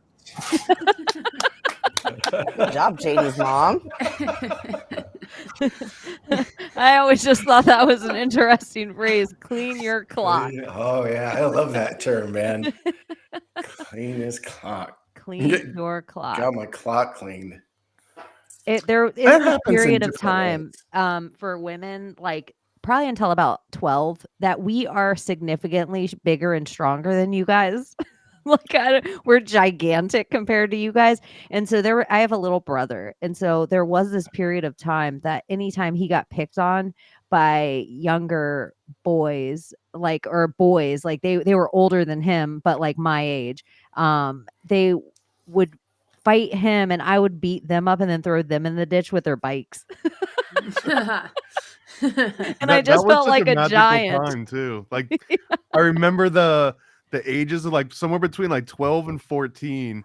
There were so many kids that it was like playing Russian roulette. Like that kid that you were just picking on, you know, at the end of the school year, they'd go away for a summer and come back and be like 3 times the size. And it was just like nonstop reckoning for like that whole transition from middle school and high school. It was great. What is it about fighting that makes somebody just wanna, you know, like, what is it about the anger that makes somebody? I think that there's that. Yeah, you're releasing all that pent up teenage anger, but also like even for the straight edge kids, remember that was a big thing. Like that's a high. Like you're on a crazy natural high. Dude. And I remember even when I first started getting into fights, like I would just go looking for fights because it felt like I wanted the adrenaline rush that kind of came with it afterwards. And then just like anything, right? You realize like, oh, maybe I like this too much, or maybe this should be tempered. Is that normal? It's normal, right? I don't know. It's a good question. It should be. Is it normal? And we're making it look like, oh my God, they're just violent. I don't think it's normal because I didn't know a lot of people that wanted to like just fight all the time, and also you would see people just like avoid you. Like there would be like cliques, right? You would gravitate towards people that also were just kind of known for. There was like a fight club after school, like 2 or 3 houses down, and literally like 30 to 40 kids every day after school. And if there was no one that was scheduled to fight, like if someone wasn't beefing, then someone would just like randomly push someone out into the middle of the ring. And if someone else got pushed out, it was like, now you two are enemies, you better fight. So it was just like a nonstop adrenaline rush for the longest time. Well, check this out. Okay, so back to like my kids and stuff. My middle son, when my daughter was like a year older than him, she went to kindergarten. He was pissed. Like he went from being like this happiest, funniest little guy to like all of a sudden he was just this angry little person. He was mad all the time. I think because he felt abandoned by his sister. And so like he spent a period of a couple of years just being mad all the time. And I would talk to him, and he every time he finished talking to me, he'd go, okay, I heard you, like everything he said, it was crazy. Like he went from being like this sweet person to really caustic. So I finally asked him, I was like, why are you mad all the time? And he goes, I don't know. He goes, honestly, I just like how it feels. I like being mad. It feels so good. And I was like, oh, Okay, like it's maybe a testosterone thing. I don't know. Oh. It was so random and it was so weird. Like he had no reason to be angry, but he just liked the way it felt. And so I've talked to him about it recently because he's a senior in high school, and I was like, oh man, I used to love being mad. It's like it just really did. It felt so good. That can be an addictive thing too. The anger and then the release of violence somehow. You know, like a real fight. I think it's a real thing for boys, though. I don't necessarily think it's bad. I do think you got to get it out somehow. I also there's this real my guy friends have fisticuffed more than my lady friends overall, but there's this beauty of a fight that usually all my dude friends, when they really get into it with a dude, they're like, they shake hands afterward. There's like this, like, all right, bygones, like afterward, that because I don't think ladies have done it as much, we still kind of hold a grudge after that. Like it takes a minute for that to immediately rinse away. Whereas guys see it as like, we just experienced something together that's like once in a lifetime. Like the thing we experienced in that fight can't be matched. It's almost like a love making. Yeah, but girls aren't there yet. You basically just bang. Well, it could be that, or it's because for me, for instance, I like honesty and respect, but honesty is like my thing. And if someone's being dishonest about a certain situation, I hold a grudge against that. You know, it's like, but that's my expectation on people because I'm that way. So it's like my projection. So, you know, that's not everybody, but it's me. So that's how I process it. You know? I'm curious, have you guys had more fights with friends, family, or strangers? Family. Oof. Like, I guess I'm also an only child, so I never had a chance to fight with a lot of family. Sorry, what, Gordy? I'm trying to think if I've ever fought with a stranger. Well, with family, it's like they see more of the real you and the more authentic you than everybody else. So it's like more raw, like not even thinking about what you're gonna say because whatever, you're gonna get over it. It's just like it's just easier to fight with your family. It's easier to argue with your family because you could just be real and just say it how it is and hurt somebody's feelings or not hurt somebody's feelings. It's just like, you know their triggers and they know yours. Yeah, it's like a game or something. It's not fun. But I wondered that. I was like, why is it that we talk better to other people than we do to each other? What is it about that? Why can't we just like talk to each other like we do? We're strangers. Why is that so hard? Yeah, why are you nicer to strangers? Yeah. That is weird. Yeah. Like people are, with family, it's like okay to be on bad behavior. And that's where boundaries and stuff have come in with me, with my family, is I finally realized I don't have to put up with your shit because you act like you're allowed to treat me like that and you're not. Like it's like you being the enabler and allowing I wouldn't let a stranger do that. Part of it and enabling it, but you don't want to, but you're still doing it. I think because if you do it to a stranger and a stranger makes you feel like you're going to be ostracized, now they're triggering that reptilian part of your brain that's like, oh, I could starve to death now. Like if enough strangers think that I'm weird or mean or bad, then they'll just kick me out of town and I die. But that doesn't really happen with family. I think even at a young age, even kids realize like they've got this cheat code. And like, you can't hurt me. I'm not like I mean, sometimes that ends up getting, kids beat. But for a lot of the time, there's just like this instant connection of, oh, I can do whatever I want and start. And that's kind of what the whole issue of pushing boundaries is, right? It bothers me so much, though, especially because I think about my brother and when I lost my brother and like the things that I wish I could have said. It's like so strange because I always go back to like the idea of death, right?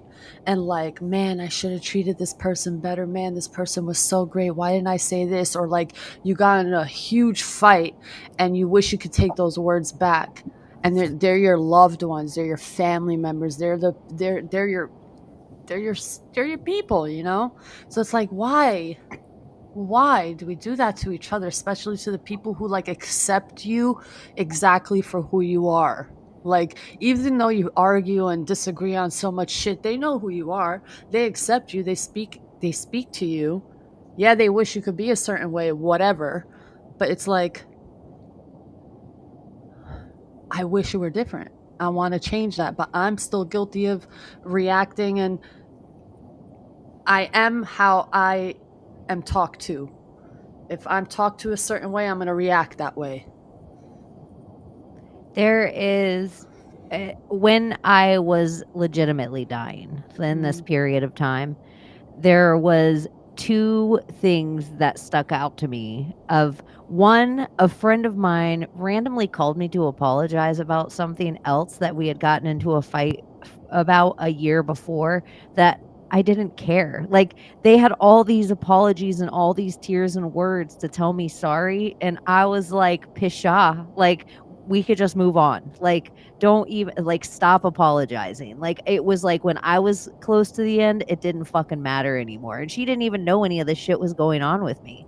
The other weird thing I did was people in my life that I had empathetically attached to because the amount of loss they had, I fought with them in a way to make them almost not love me so it would hurt less after. I didn't realize this till looking back at it, but like fighting with them so that way they wouldn't be in pain. Like, if I just totally faded out of everyone's life and became ugly and fighty, then maybe they wouldn't miss me as much. Like, you start thinking with this little like kid idea, but it's like those kind of fight things at the end, like close, you don't even fucking care. You're not holding anyone's words against them. You're not thinking of anyone like their shortcomings or like, fuck that person, I'm glad I'm holding a grudge till I die. You know, don't even think of those funny people. you say that. It's like you fight sometimes because you care, but like at real times, it's like you're fighting because you do care. Sometimes you're fighting because you're in love with someone and you want them like to wake up or whatever. You fight because you care when it comes down to it. And sometimes you fight because you just want to fight, but that's Sometimes you're on somebody's side when they're not. Yeah. That's what a lot of my fight comes, I've realized, for people is I'm the type of friend that'll tell you you're fucking up. And sometimes in life, my friends won't tell me things. And a couple of my friends, they're like, doesn't it bother you that you're sometimes the last to know? And I said, no, it never bothers me because they tell me when they're ready for daddy to step in. And daddy always says, like, you're fucking up. This is what's going on. You already knew that was a motherfucker, or that person sucks, or you sucked, or you knew that was some nefarious shit you were doing. Same. And you know I'm always going to tell you because I always have your side even when you don't. Like, so sometimes I feel like people don't always tell me all the details until it's time for me to know the details, but I don't harbor any resentment for it. I'm sorry to ask this question, but is there like a white noise sound in the background? Or is it just me? I hear it. Yeah. It might be, let's see. I don't know what it is. It's not Jen. No. I hear it too. The Check war it. in heaven. Uh-oh, who is it? Let's see. It's not Abby. I was like, I do have a fan on, but it's like really low. I could turn it off. It's not Gordy. Yourself. I'm muted. See, I'm gonna mute and see if it is me. Oh my gosh, is Fight, it me? fight. It's not me. I hear it too. I just went through and muted everyone. Huh. I hear it too, though. Yeah. It's because it's the white It's thing. not bothering me, It's but white I'm noise. just wondering. It's white white noise. noise. It's white noise. Do you hear some white noise? What is white noise? Just that sound? Yeah, it's like like a fan. It's just there's too much white going on, so like now we can just hear it. You can hear how white it is in here. It's no soul. Do you think like fight all the Olympic sports, like the original sports, like wrestling and javelin or whatever, are they all representative of something you would do in war? Are they all of fighting the original Olympics, not now, but like OG Olympics? Were they all like a way that almost like shooting a rocket to the moon. I bring my best athletes and you bring your best athletes, and we do these random sports, but really we're showing each other our war prowess. There's one main difference, and this is a little bit speculative, of course, but that the old school, like the actual wars that we kind of model a lot of our sports after, they'd happen on these lush green fields, right? And the lush green fields, they would be the actual like agricultural center, like the farmland. They'd get together, have a big war, and then whoever wins that war basically gets to inherit that land. And there's all these ancient stories about that land is fertile because of the war, because of the bloodshed that was there. And that might actually be true because it acted as a nutrient for all the crops to come up afterwards. And it's such a weird thing because today they still obsess over having like this green, lush, perfect grass on all of these like, sports and the arenas. But it's the opposite now, right? Like we put nutrients into it before the battle, and then after the battle we kind of like clean it all up and put more nutrients into it. But originally it was almost like you were fighting over that battlefield because it would have the dopest crops that anyone would have. So there was something way more symbolic to spilling the blood back then than there kind of is with all the versions now. Like not just from the bread and circus standpoint, not just from the having everybody watch somebody get disemboweled and like vicariously living out all their frustrations through that, but something that was actually you eating the food that came from the victors of battle, or you might even be eating like these potatoes or corn or whatever that grew out of grandpa's blood because he died in that field. So that there's one very strong aspect that I think we're missing to it. I wonder what blood and soil combined together, what happens with that? I've never even heard anyone even combining the two just to like see what happens with it. Well, like you can buy blood meal for your garden and it fertilizes your garden pretty well, which Right. I don't know What is that? blood meal. Blood meal? Yeah, I've never it's like heard of Chum that. for dirt. it's I don't know what animal it is, but it's like blood mixed, like it's this stuff you mix in your soil. But it's made from animal. Well, we all know about the whole. Oh, go ahead, Jen. Oh, well, you guys know Kaylee, right? When I met her at her place, we were talking about, she's like, oh, I need to get more iron in my soul. And she's like, and I've been thinking about how to do that. She's like, when you just like, what if you like had animal blood in your soil? Like, wouldn't that re-iron your soil? So, yeah. Huh. Someone said, "Is that sounds like voodoo?" But aren't most women short, low in iron too? Yeah. Don't we like slowly get deficient in iron? During their cycle. That's why we need more iodine in our system. Iodine feeds your. Kaylee has a channel too. Go check out Kaylee. Please, I was gonna get there. I was gonna say. And the more iron you have, the more better it is for your. Shout out to my Cherie. I'm lost without you. Gland here. Yes, thank you. Usually she would be littering it. No, she isn't here right now. And usually every single thing we said, I would be like, oh yeah, Kaylee has it. And I'd see it and I'd be able to pull it up. She's so amazing. So Yes. shout out everyone out there. Moon Day Tarot. If you're doing nothing on a Monday, like she'll take up your whole day, make you waiting for your Taurus sign to come around. But you try and stick through it because there's some gems. Anyway, Kaylee Bricana, what's her channel? I think that's it. Yeah. No, I thought you did a good job. All right. I just didn't want to say, I couldn't remember if that was the name of the YouTube Jenny, what channel. were you saying about sword fighting or something that became jousting? Dueling. What were you going to say? Oh, it was just duel? the gentleman's duel, and you could claim satisfaction and duel to the death based on, an argument.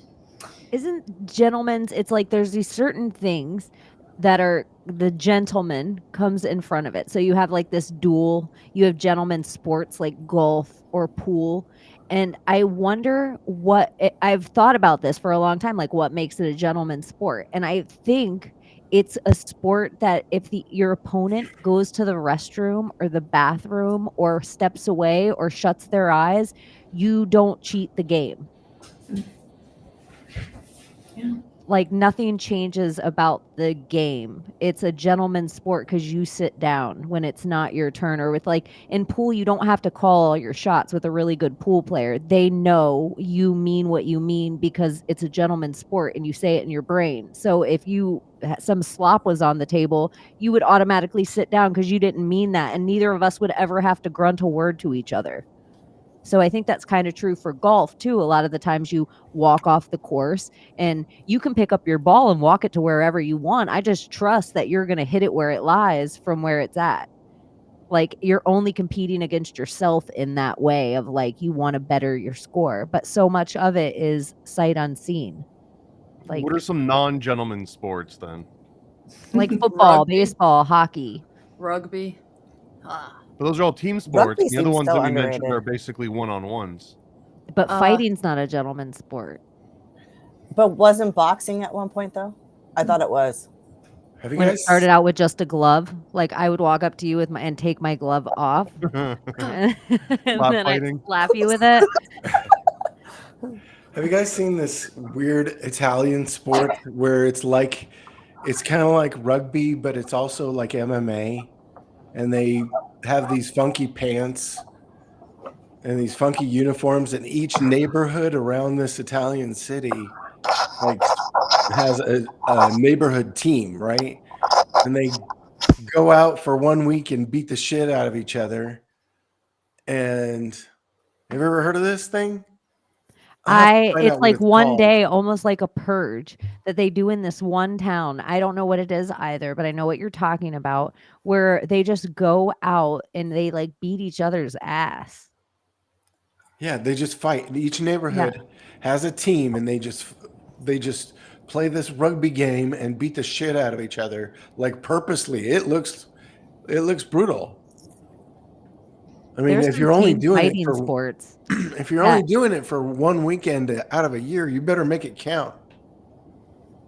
But it's peaceful year round. Like if anyone gets into any squabbles in the city, everybody's like, whoa, whoa, whoa, take it up on whatever the day is. It's like the purge.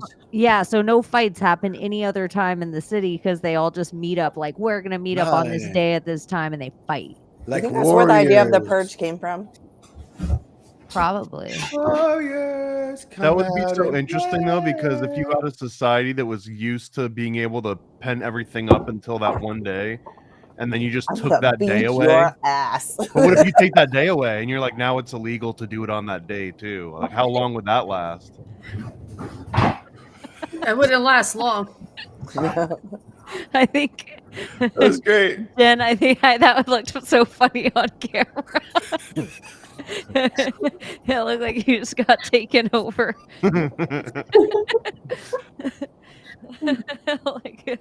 like full hug, full body hug. So I was talking with Chance about we're talking about boxing and the fact that they come into the ring and they've got their hood up. We're like, what's up with the hoods? Like, what's up with the cloaks? And then what came to mind was like, I don't know if you guys saw those images of like Queen Elizabeth in her like Druidic ceremony before her like mainstream ceremony, and it's just like, oh my god, it's totally a ritual. It's like there is definitely something to that. There is a tradition of entering the temple with your hood up over your head covering. If you're entering a sacred space, you're supposed to have your head covered. That's what that Druidic kind of thing is like, and it's, I mean, in many cultures going back. Yeah, and then after she ritual, Say what you were gonna say. Sorry. Yeah. Did you finish your thought? I'm sorry. Yeah. Did I cut you off? No, I thought I did on accident. When the ritual's over, then she like unhoods herself. So it's just it's totally like Right. like boxing. Have you guys ever watch Muay Thai? Yes. What do you think of that prayer ritual thing, that dance thing that they do in each of the fights before it? You ever watch that? They do a prayer and a dance, and it's part of Muay Thai. It's very, very cool. And there's like, I was thinking of the, what are those big fat guys in Japan? Sumo wrestlers. Yeah. Yeah, I was thinking of sumo wrestlers, but it's all those kind of like martial arts all kind of have that like ritual that's almost like more intention put out in front of it. But then if you think of boxing and the bigger the ritual gets, they start adding bands and colors and things where it does become that next level. Well, I think I love that, like the WCW, WWF, like that's the ultimate ritual where now you've got like your own theme song and like the whole entire arena, and you've got a color theme and branding, and I mean a lot of people tend to look at that like that's this cheesy sellout, consumerist version, but I feel like it's just extending it to its far logical conclusion. Like it's the ultimate way of taking all the resources and the culture that you've got and embellishing this thing. So it's like a comic book character. Yeah, I mean, yeah, I'm biased in that way, right? But I mean, I feel like having like the crazy subwoofers and the holograms and the smoke machines and like the stupid Ultimate Warrior face paint, and that is like a modern day ritual. Shit, like it doesn't have to be solemn, right? Yeah, I think that is it's even a way, like some of the fighters, they'll say in those moments of like the 5th round, they have the championship rounds, they'll say in those moments to like really get them off the stool, when they're beaten, broken, more tired, they're like, one of our families is going to eat tonight. Like they really go to that primal place that there's food in there and only one of the families is going to eat and stay warm tonight. So you're fighting for your family, and that lasts every time when you hear any woman or man, when you hear them in interviews and they get in their head, it's this weird, like 1,000 or 100 monkeys thing where it almost takes that kind of all of that fight for you to be really exhausted, that even though you're inside the octagon or the ring, boxing, but the octagon's more real, or Muay Thai or one of these martial arts, it's like you trust that the referee is going to keep you safe, but eventually the referee and the audience and the people in the cage is gone and you're fighting for your life. And I think that's how these people feel sometimes, like in the point of full exhaustion. Could that ever be acceptable, you think? Like truly fighting to the death as a mainstream sport? Running Man? Well, Running Man was more like everything's out to get you, but I just imagine that there was some version of MMA where it was like fight until, you get death or, die or get maimed, because that would truly eliminate in a lot of ways any questions over if it were scripted or not, or if it was scripted, then it's, it's the ultimate sort of like last act, I guess. So I guess in a sense of like prisoner wise, you mean like if you're a prisoner and you're going to spend the rest of your life in jail, and completely voluntary. Like if you really think that you are the best, if you are so convinced you're the best fighter, like the true best heavyweight, that you'd put your life up as a stake. Now I realize it's not a perfect scenario here because a lot of people get better from their losses. They don't get better from just winning all the time, and this turns into the ultimate make it take it, right? So you might not even get like the highest fighters, but you would get a completely different class. And if it were completely voluntary, now it puts the onus not on the two fighters going up in the ring, but now it's on like the market and the people watching it, if they're willing to go through with the entire arrangement, right? So I don't know. That's what MMA was essentially, like from boxing and all these other Muay Thai or karate or one of these things. MMA was kind of that. I remember in the mid to late 90s, there was definitely this like aspect of like, we might see somebody die tonight. Yeah, because there was no weight classes at first, and there was it was just like who's the baddest man in the world kind of Mm. thing. And I think that now, you have other fights, commissions and other things that have broken out, but there's also now bare knuckle boxing, which people are like, that would never be able to work. It's too bloody. It's too gruesome. It'll never be. And so a guy in the UFC, Mike Perry, who was okay, he was in the UFC, he's still one of the best fighters in the world, but in bare knuckle, he's the guy because he doesn't mind getting his face bloody. He doesn't mind breaking his teeth. It's like there is still like levels to the game. And so now Jorge Masvidal, who he started out as a street fighter in Florida, he goes to UFC, he becomes game bred, he's big, he's famous. Now he's having an MMA with like less rules, no gloves kind of thing, where it seems like it's kind of going toward that, this like slow gladiator type idea. But it's even the octagon, the cage, like Joe Rogan's like, we need to do it in a football stadium. Like we need no cage. Does anyone remember Kimbo Slice? Yeah, dude, I was just thinking about that. I was just talking about Kimbo. Because you remember he was talking about like video? Florida street fighters. He was a Florida street fighter, wasn't he? Yes. Do you He came remember up the with video that game bred. made him famous? It was like one of these underground videos that was making it around, I don't know, when was it, 90s? But it was one of those Florida underground street fights. Like it was like backyard, they just put up money and somebody fights and he clocked this dude and busted his eye out, busted his orbit. That's right. That's And his right. Now, eyeball oh man, is hanging out. I'm getting lightheaded remembering it right now. And that is how Kimbo got famous. That's right. Then when Punched he the dude's eye out, that was nuts. By the time he got into actual UFC, he got his ass handed to him. Yeah, he kind of was more like a money draw by the time he got into UFC, and I think everybody kind of knew he was going to get his ass kicked a little bit. He didn't have any ground game, and but yeah, Kimbo. He had those little tiny chicken legs too. Yeah. Didn't he street fight? He street fought, right? Yeah, he was a that huge was street cool. fighter. Yeah, Miami Street Fighter. Thinking about that too, like every champion. That's the stuff you used to be able to find on YouTube that I'm sure you still can find on YouTube, but there's like 10 words you can't say. Yeah, exactly. You can see a guy's eye get popped out of its socket. So do you think that's where did you guys ever watch Hostel? And the scene where like they clip the girl's eye off, like her eyes are like. I wonder if that's where it came from. They probably got that idea from that. Well, I think Marky Mark did it first, to be honest. Oh, really? And Music for the People. Didn't he punch some Asian guy's eye out? Yeah. Oh yeah, in real life. Mark Wahlberg. IRL. Mark Wahlberg did? I'm pretty sure I'm not just making that up. Yeah. He went to jail because it was a racist too. It was not just it wasn't just a fight. It was actually a racially motivated fight.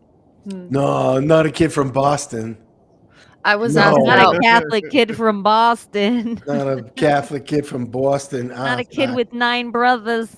I was asked out by Mark Wahlberg. I used to work at this place on Columbus Circle called the New York Look, and he lived right upstairs, and he would pass by my store every fucking day with his big ass Italian bodyguard, like huge guy. And one day I walked next door into the convenience store, the deli, and I just see him looking at himself on his front cover of the GQ magazine, and I'm like, oh shit, it's Mark Wahlberg, cool, you know? And he's like, hi, you work next door, right? I'm like, yeah, hi, you're Mark Wahlberg, right? He's like, yeah.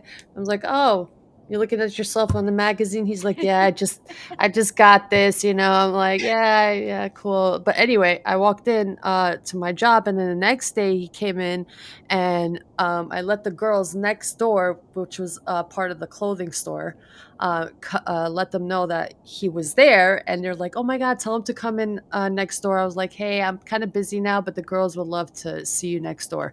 Anyway, then the following week, I was walking home, and he pulls up with his black Jeep, kind of, movie star kind of trucks, those big ass Jeeps. Anyway, not a Hummer, but like a GMC, huge fucking GMC, like, anyway, fucking huge.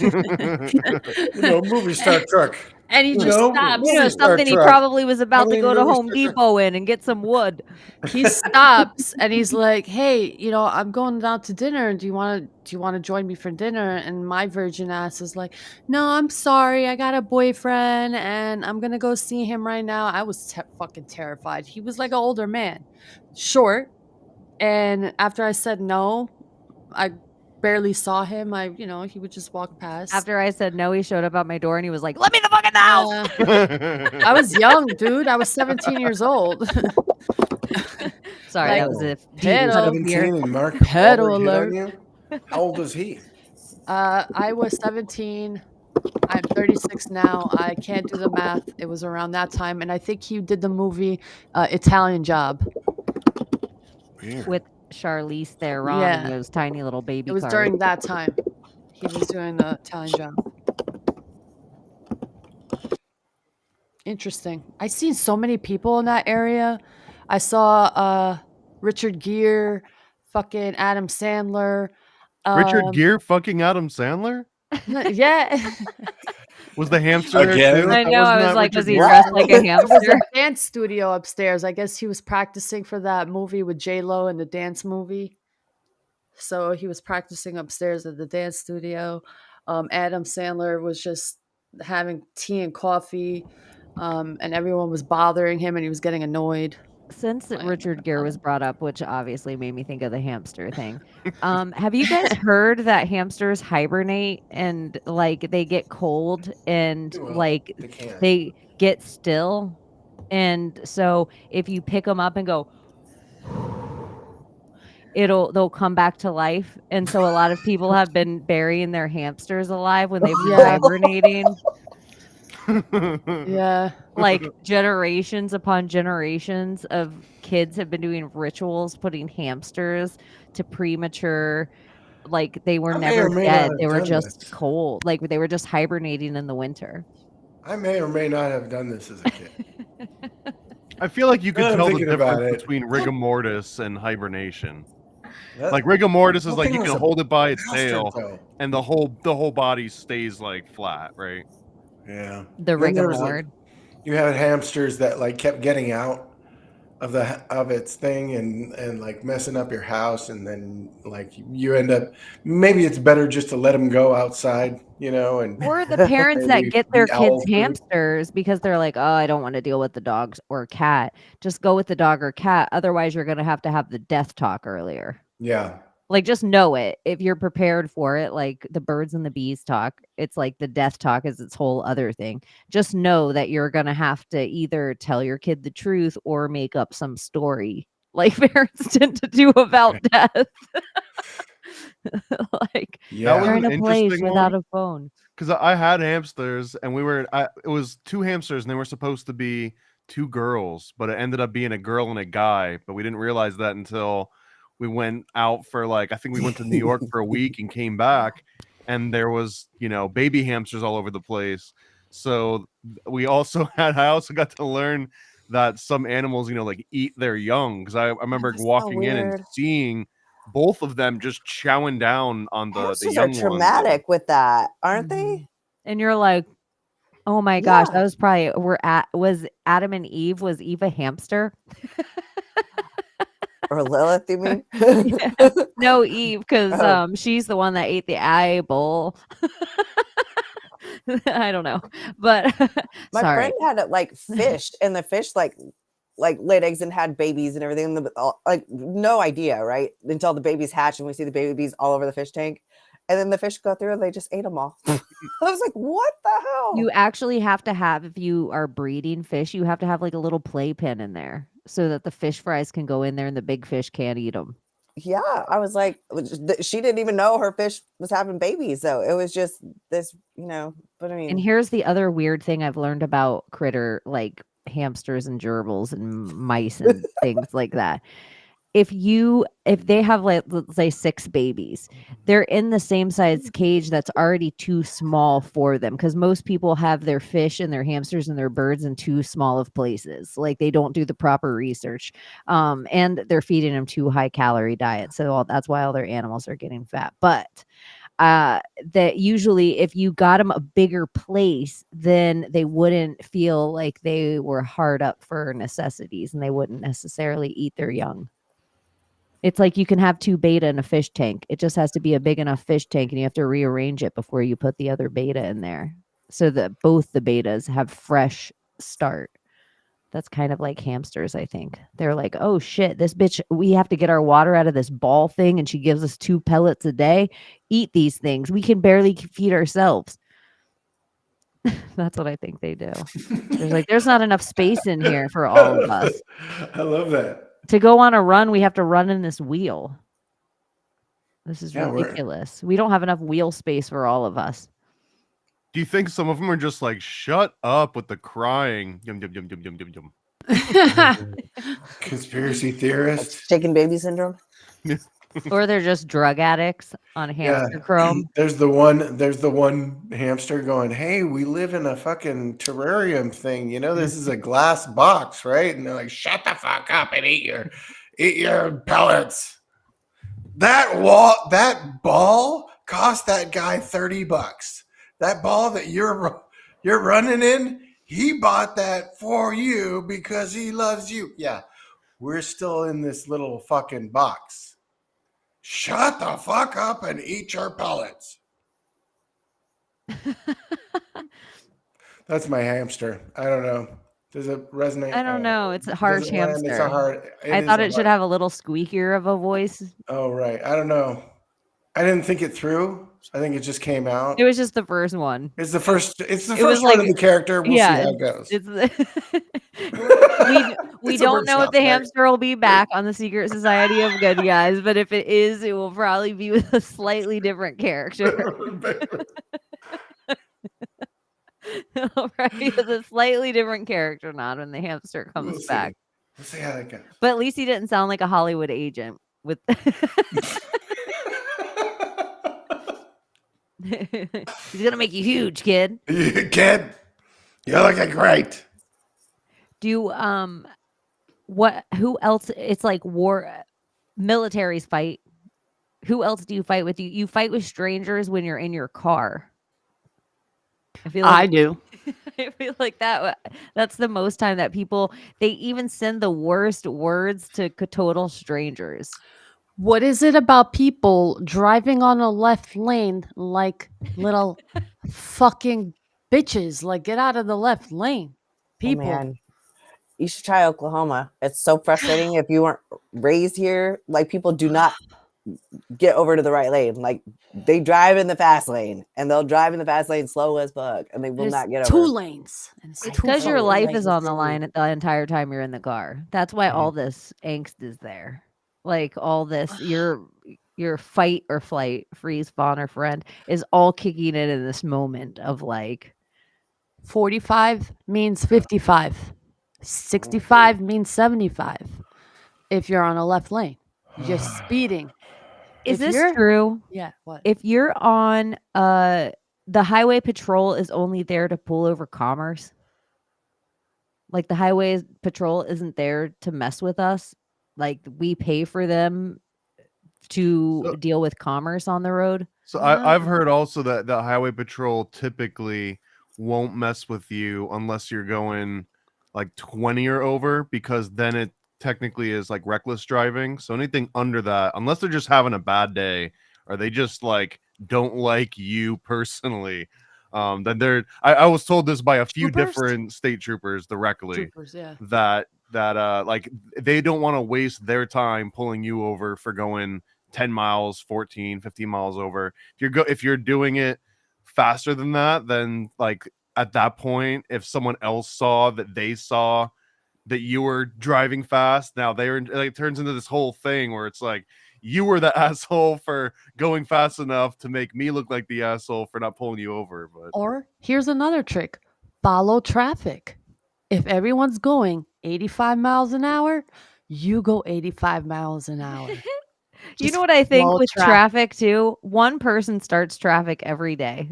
all the time. And I think they purposely do it to cause accidents. And I think the government does it. They put these motherfuckers on the road and they pay them to cause accidents. I think that it would be so easy if you were a nefarious person, like in my little kid brain, in my Lego building little kid brain, which is one of the things my mom got rid of just out of the blue. She got rid of all my Legos. She's like, I never see you play with them anymore. And I'm like, because I never invite you to look. Like I play with them every day. Where are my Legos? Do you see the frustration that comes out of me when it comes to driving?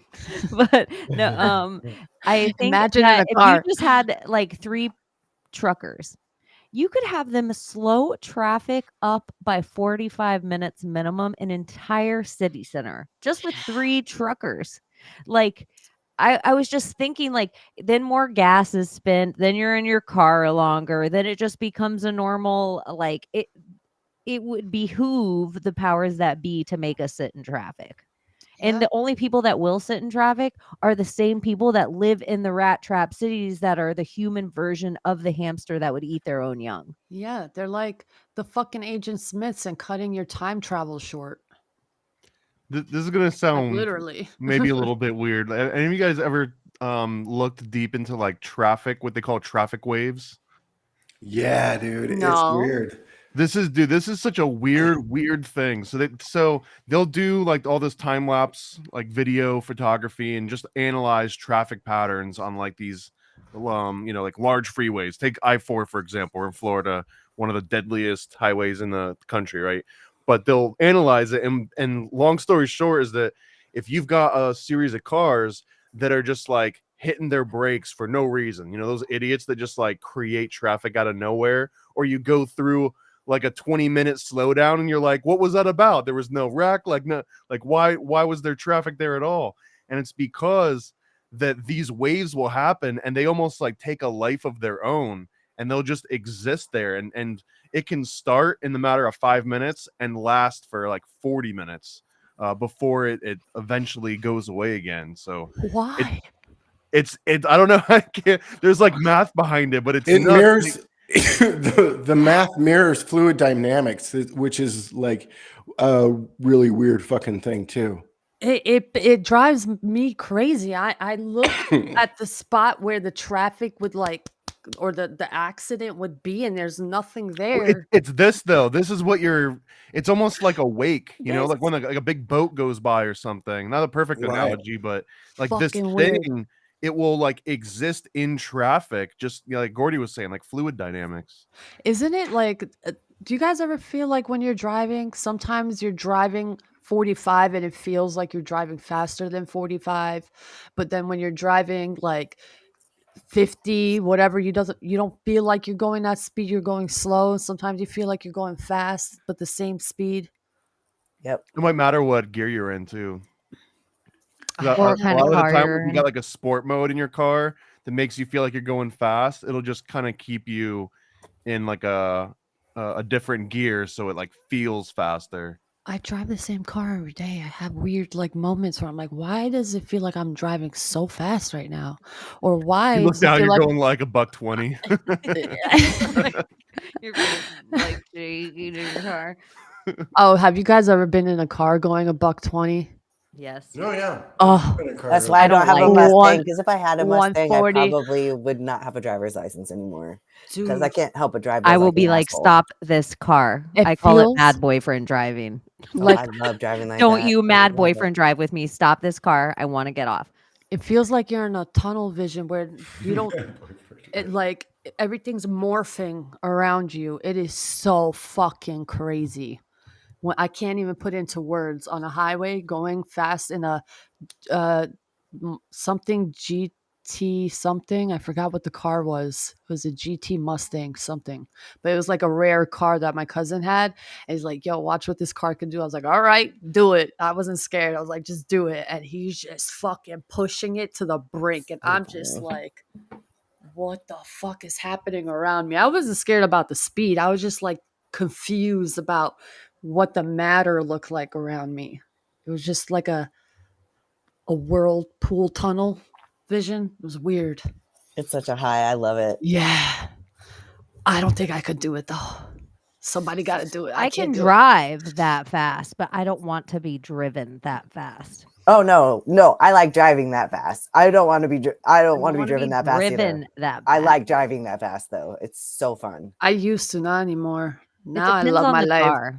And it's an odd pick on the car that would do it. Like it's usually like trucks with big engines. I like the pickup in that.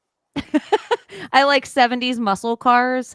That is typically the car I'll drive. I love the sound of a Mustang engine though. I love it when it's like when it's just going. It's just like it's amazing. It's a high just listening to really it. is. And then I can't help but drive like an asshole. And how fast it goes from like 0 to whatever. Dude, I can't help that. Man. Oh my God. That was my first car. It was like a 72 Buick. Went 120. Women shouldn't be allowed to drive. Yeah, they should. What? Don't get me started, mister. We're about drive better than you. Here we go. We're going to fight again. No Yeah. fighting. Let's go. Fight. Those are fighting words. Them there is fighting words. I wish that still existed in like adult life. What? Like if enough people just started chanting "fight" for someone to resolve something. Like you're just at the grocery store and you're like, I'm going here. Like I'm here, and it's just like and then people are just like fight. Yeah. It would kind of be a funny way to dissolve.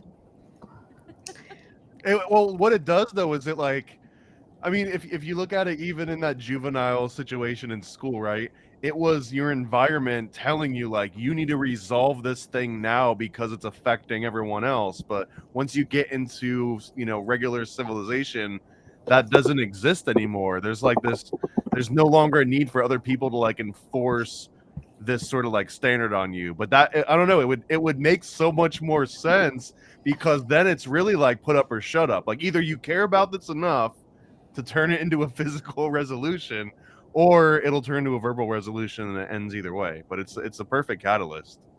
I know. I wonder if physicality, like I do notice too, like guys that I know that are fighty, they get trained fighters and they stop fighting so much out of the gym. Like but they probably more secure. Is fighting insecurity?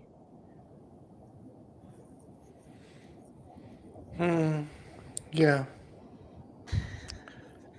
I always fought for my friends.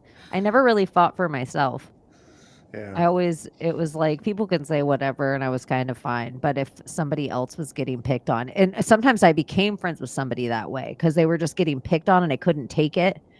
And I'd end up fighting with somebody that I might have been friends with at one point. Typically myself, I don't just stroll around with a bunch of enemies, but I just did feel like in high school, some people got picked on and I didn't ever like that. I never was that kind of kid. I was good at taking it, like acting like I was going to take it there if I needed to, because I would have, like I pushed a guy into the lockers because he was picking on my little brother. But like, yeah. I would be definitely more willing to fight for somebody else than for myself.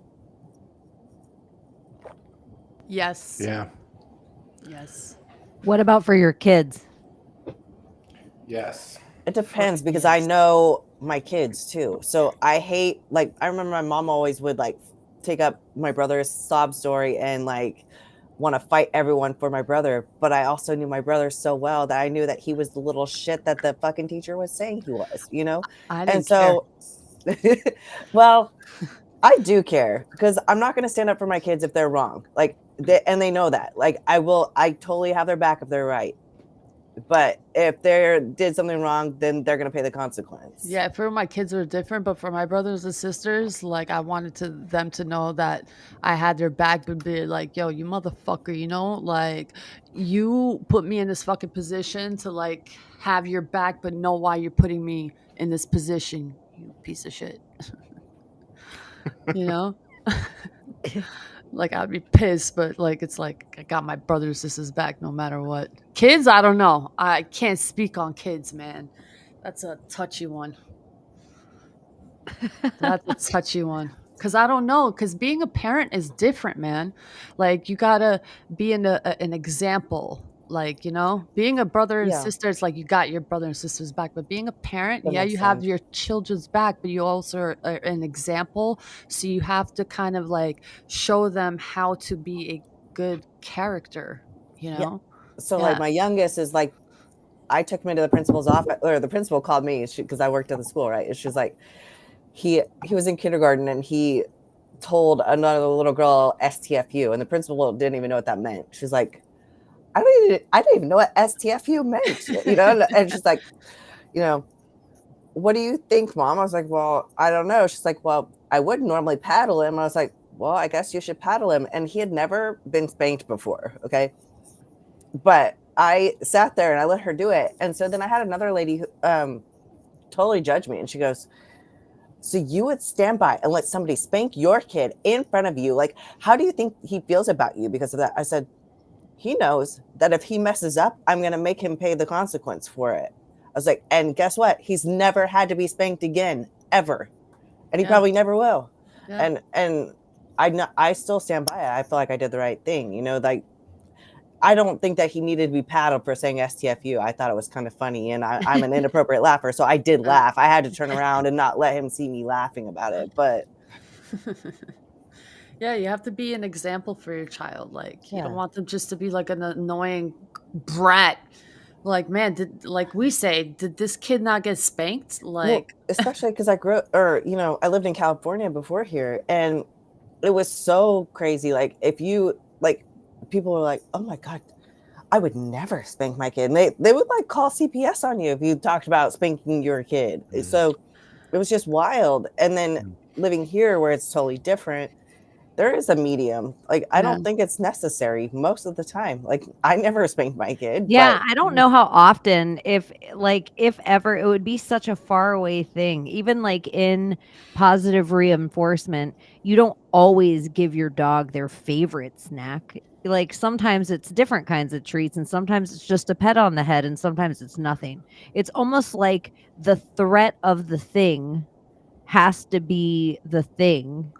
You have to follow through with it once somewhere. Sometimes. Yeah. Sometimes. How often do you have to follow through with it? But I really I do think there, like, even with my own species in my house, or even with other humans that I know, typically like swat or touching them in an aggressive way isn't necessarily the route I would take.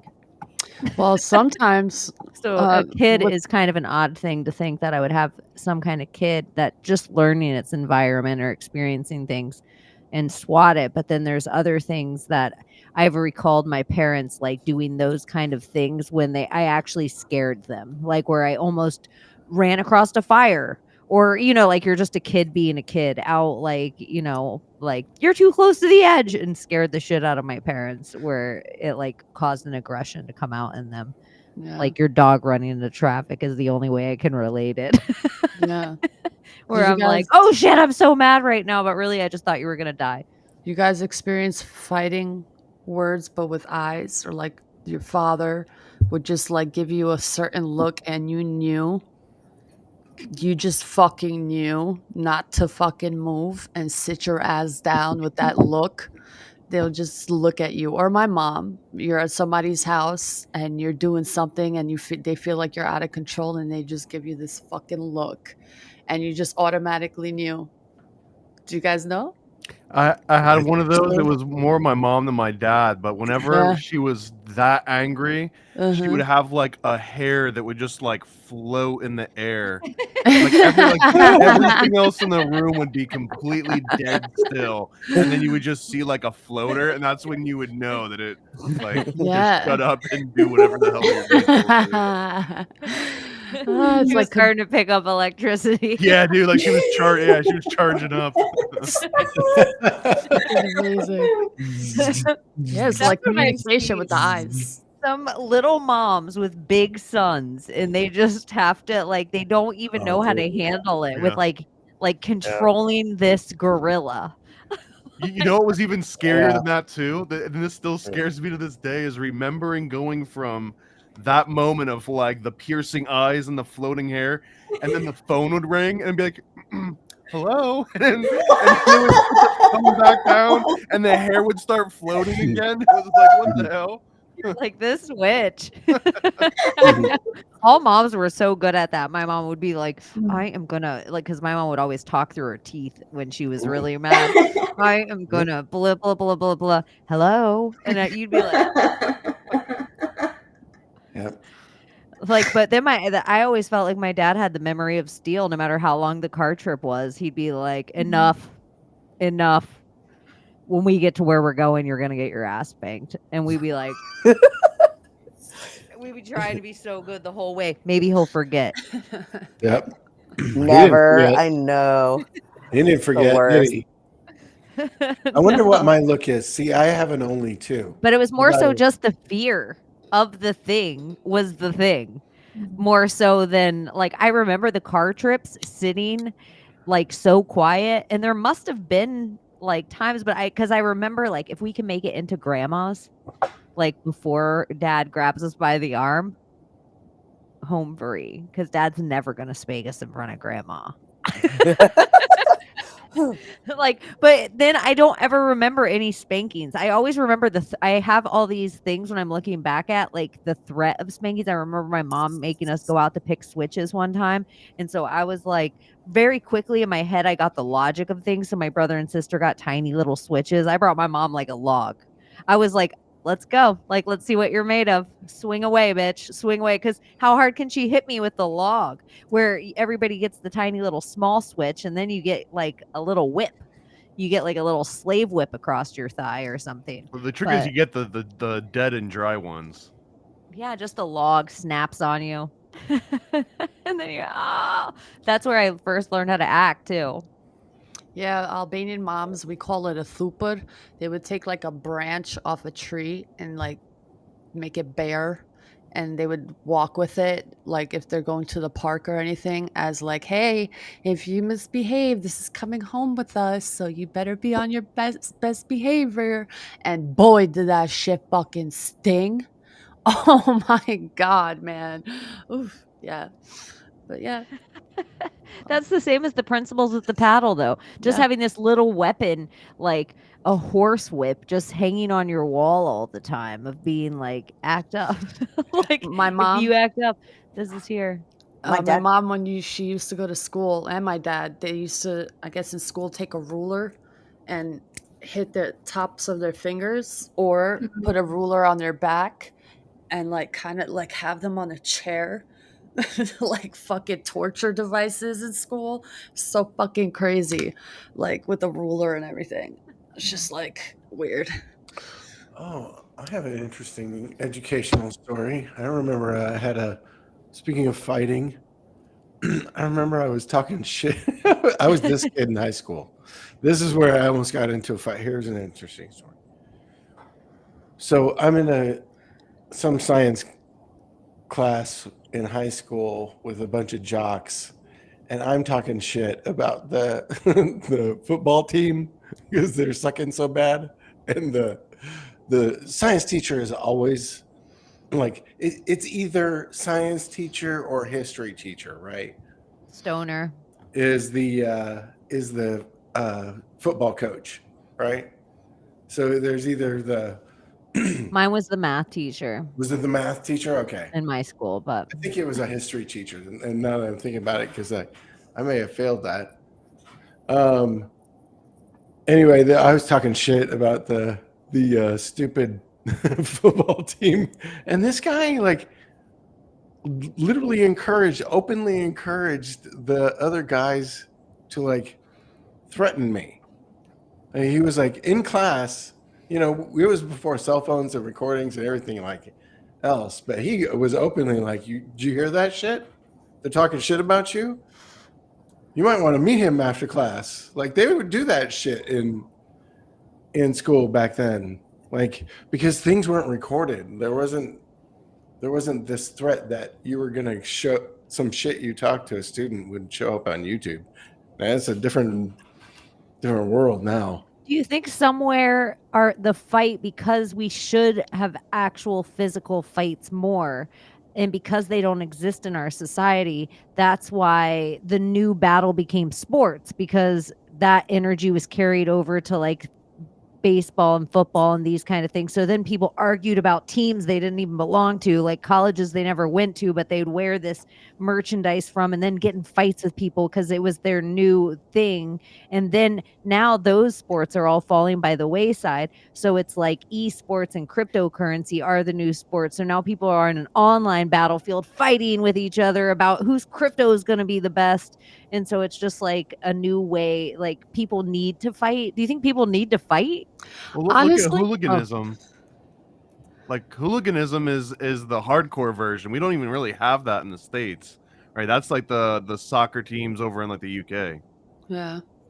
Well, speaking for myself, like for me, when I went to the Cowboy game and it was the Jets, and obviously we're going to vote for the New York team and the Jets won. So, I liked being the like asshole, say, what's going on, Cowboys? Oh, you guys are losing? Oh, I'm sorry, just being the fucking antagonizer just to rile things up, but for fun, not like to like literally start a fight. Because in your but, head, how you could know. you conceptual like in you? To me, it's okay for you to say because you couldn't possibly be attached enough to the outcome of the game for it to really affect you. Yeah. Where so many people out there are. Yeah, And they are. it's ludicrous. Mhm. Like, how could you care so much about a team you never went to that school, even if you went to the school? But let's say you like more people than not are just walking around Florida with like gear on of a college they didn't You know, attend.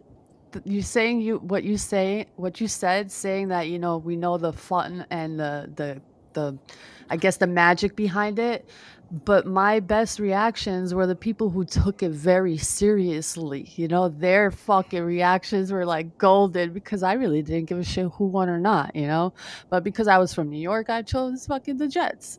And the reactions of how serious they take it is just fucking, it's gold. In game theory, that's called griefing. That means like you're like certain people are griefers, and that's what a griefer would be. It's like they find their enjoyment in competition, not necessarily from winning or completing, but like on seeing other people lose.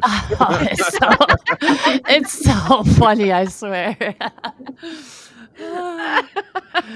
Seeing other people lose. And being a griefing. fun loser is fun too. Like I even know how to play the fun loser. So I was like, yeah, you guys did good, man. I understand. I love my team, but I play along. There's a way to play along and just make it fun. You're not as fun to razz though if you just play along. It's the troll That's true. mentality on the internet. If you're That's just true. like if you play along, the troll's like, meh, okay, boring. But That's if true. you are like, I'm gonna argue with you and cry about it, and I'm gonna put up stats about my team versus your team for the next 3 months, like sometimes how many posts do you guys put out that other people will fight on your post? And your team for the next That was me. that was a good mimic of me. That It was. good. I liked it. Yeah, so good. It was your own voice. I know. Throw your voice, fool your friends, fun and party. That's why you love liberal tears so much. Hey, well, I can't argue with that either. Liberal tears. Are they better? Are liberal tears better? Well, the liberals are like, man, they're fighting a fight right now. Is it because they're soft and they're like veal? I They're mean, probably like they're movable. vegans. They're movable. Do you think part of the shtick is keeping us fighting? Kidding, Yeah. I'm just kidding. Absolutely. So we're over here fighting over nonsense. Well, I mean, you get so involved in the fight, whether it's politics or who's right about religion. None of it ever matters. The programmed colors, the programmed So what do you words, the program. Take guns or not. What do you guys think of the idea of every fight is fighting yourself? It's something that you've created. I don't think that. No. Mm-mm. It's It's too not very philosophical to be improv. true. Fighting.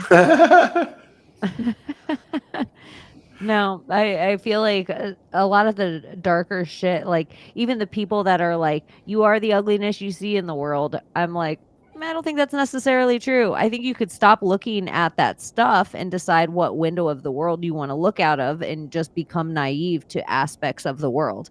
But Right. I don't necessarily believe that you are the ugliness you see. I just think sometimes those things were like the we're all the same. I'm not one of those people that think No. we're all the same. Like I think that some people are better than other people. Some people radiate higher, some people are brighter, some people like, and I don't judge where people can eventually go, but I judge where everybody's at, and I feel like everybody lies if they say they're not judgmental of every situation because that's your survival instincts. And so I think some people are yeah, I just I totally spaced the rest of my train of thought. I love those. Yeah. Well, I was thinking too, like when you were saying like that thing where you fight without your eyes. I was thinking my father had piercing blue eyes. And so that idea, he didn't really have to say much sometimes. He could just like look at us quick with his eyes wide and we'd be like, whoop, shit. But I was also thinking about the evil eye, how it is a big blue eye. And so then I was thinking about like, oh, the Nephilim, like they were said to be like pale, redhead, and like blue eyed. But like, why? Apparently, like if you were trying to ward off the evilest of spirit, the way you would do it would be look at them with your widest, bright blue eye. Like, so I was wondering if there's something energetically to that, even in symbology, like as Well, far back as it goes. if you think about it, our eyes are the receivers and the givers and the takers of energy as well. They're like portals in a sense. So for me, I can communicate with my eyes whether I hate you, whether I love you, whether I want to make love to you, whether I want to flirt with you, whether I like you. All this is like me. This is how you can speak through me. And this is how I can communicate to other people if like they pay attention to this. They'll know who I am through this. And I think I can read people through that. That's how I can read people. What about that lady with like the clot shot eye? How does she give that like fighting look? I don't know. The clot shot eye, lazy eye. What's that? I have a lazy What is- eye. It's this eye. Well, I think we there's all like do. this video going around of this lady, but there's multiple ones. But like one of the eyes is just bulging out and like looking off to the side somewhere, as like some kind of a side effect. But Yeah, that's the one I was thinking no. of about.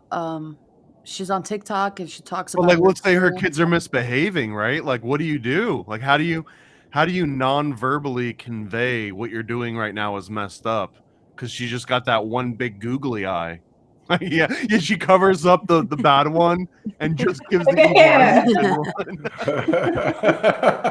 good one. Do you guys, if somebody has a googly eye in real life, do you have a thought in your head that you're like, pay attention to the right eye in conversation, and then when you do, you pat yourself on the head that you treated them normal? I bounce between eyes. I'm just like, just Like, focus on the okay. inner, but I go back and forth. You're like, I treated that person totally normal. Pat on the head to me. Look at me. Look at me. I stared at the right eye, I think, the whole conversation. I pretended they were a normal person.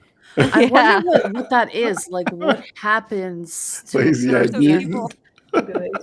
Yeah. Is it like a reaction? Like, is it a side effect from vaccines? Is it?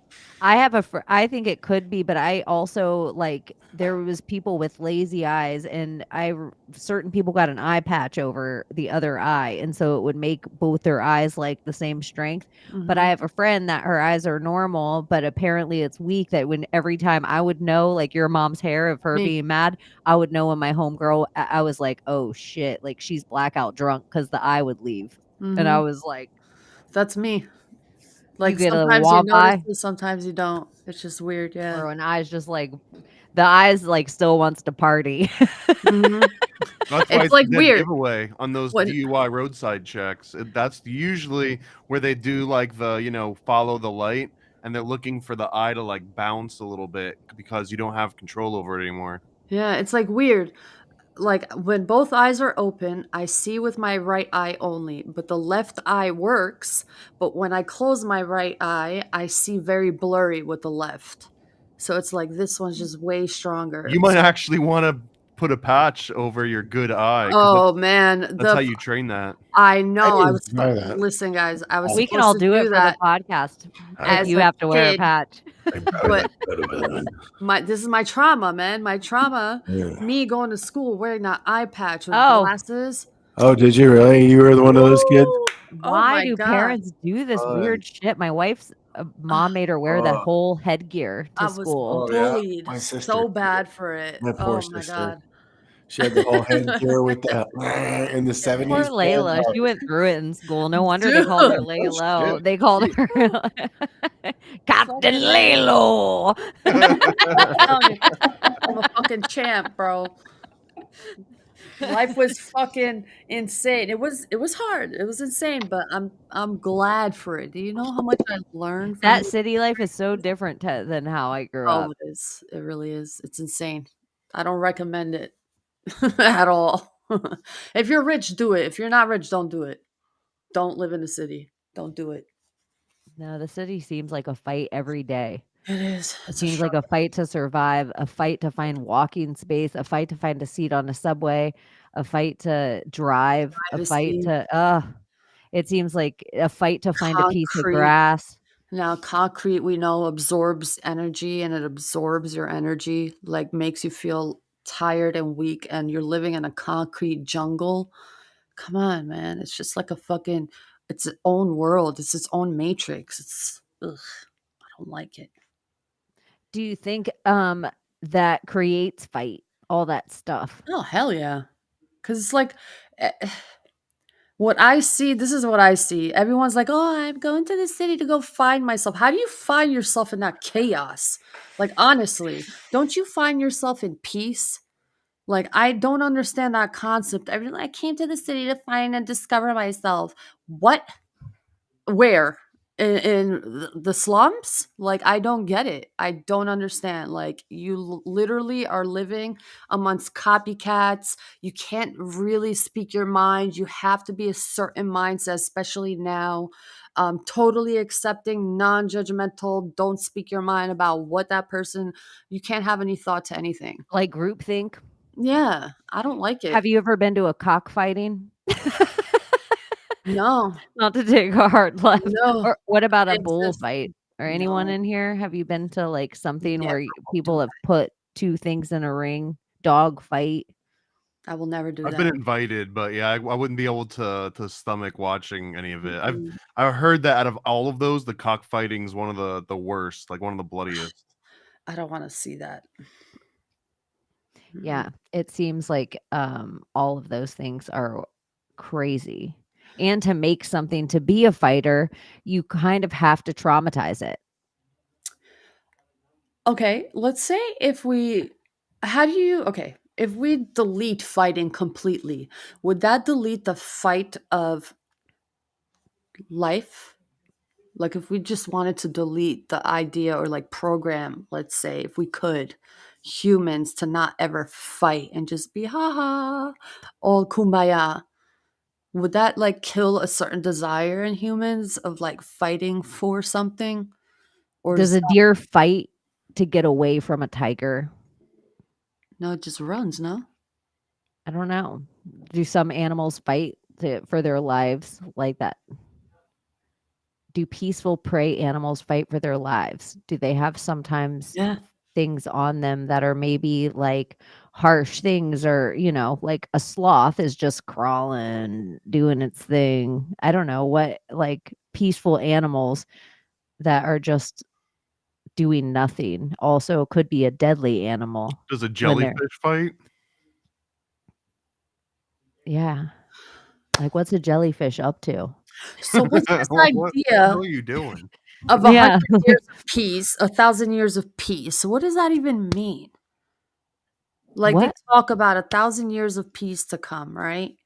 Everyone's gonna be in peace. Oh, like no fight. Is that what it means, or Huh. is it a different type of peace that we're talking about? Because they say you could be a slave and be in peace. You I control think it's the 1,000 years of peas. peace. Yeah. Yeah. Probably that makes the most amount of sense. But a lot of the fightings, isn't some of it like rituals? Like, are all the fightings done as rituals for the gods? Like, or do they start out that way? Are they bored? Like other gods bored? Like Well, they if want us to We're just fight? rock'em sock'ems for the gods. or like if we were two kings and we had two people in our kingdoms were at peace, would we still have our best warriors put on these mock fights, like jousting with each other to keep our people entertained, or take slave gladiators and have them fake fighting with each other to keep our people entertained, because they are at a peacetime and they do get bored without war? Well, where does play fighting stop and real fighting start? Like where is it like we're just having fun and this is fun wrestling, and then someone feels a certain type of way and then all of a sudden it crosses a line. I don't know. Those are people that you're playing with, and you're like, hey, you just got rough all of a sudden. That idea of like gods like just doing this for fun, it's not a far-fetched idea. Like think of these like massive titan like fucking Well, look who owns football teams. It's these elite, you have to be a billionaire to own a sports team. So essentially, then I'm taking my biggest and strongest, and that the thing that my money can buy, and that's the only rule we play by, is a salary cap of our whole team, not per player. So it's just like, this is the rule of me as a billionaire taking my gladiators and putting them against you as a billionaire. Nothing else matters. It's all just a ritual of me versus you, but it's still only the elite who can do it. Everybody else is merely a pawn on the game board. It's just a fucking game. Is it all just chess? Because that's what the best fighters in the world say. It's just the highest grade, like chess with immediate consequences. They're like, it's the fastest version of chess with immediate consequences. Okay, so if this is a game of chess, am I the king?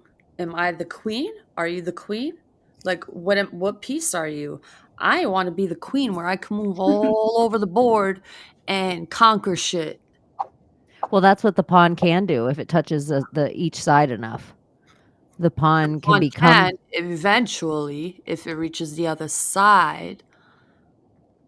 But then Queen. it gets to be a hidden queen, which is maybe even more powerful than the Queen. real queen.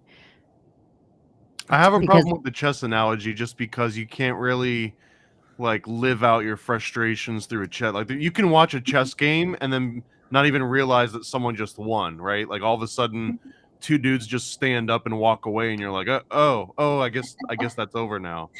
But there's something else about that, like more, I don't know, kinetic, like primal version of seeing people duke it out or fight. Like you can just see someone else do it and relieve it, right? Just like one version of that is kids playing fighting games. Like they no longer fight each other as much. Now they fight each other with, whatever, Tekken or Street Fighter, Mortal Kombat. But like just being able to fight in that same environment, like it fulfills some need to like do that kind of competition. And I think it's like a built-in natural thing. Because look at how dogs play with each other, right? It's that same thing where it's a very thin line between two dogs playing, and then I think almost everyone's seen two dogs playing, and then all of a sudden you're like, I don't think they're playing anymore. You know, like it gets to like this certain point, but that's like play for dogs is how they communicate, and it's just constantly pushing boundaries, and that's figuring out where they stack in like a hierarchy. So I think that exists to everyone else, but just dogs aren't smart enough to flip on the PlayStation and take it out over, you know, Sub-Zero versus Scorpion or whatever. But I think it's the same exact thing that we're tapping into. This is a trippy ass fucking realm. This this is just so fucking trippy. Like we fight. We do all the like fighting. Like it's a fucking thing that we do. It's an emotion that we have, that we react, but it ignites a flame in us that makes us do things, whether it's good or bad, or conjure a plan in your head, or seek revenge, or start a fucking war because somebody took somebody's wife and now they want Or to start a fight. revolution. Yeah, it's just fucking trippy. All because What of about emotion. like Flashdance or something? Is that fighting? You know what I'm talking about, when they would do like the breakdance battles? Yeah, I do think that's why I was bringing up the bullfighting, because the paso doble in dance is the representation of the bullfighter and the bull.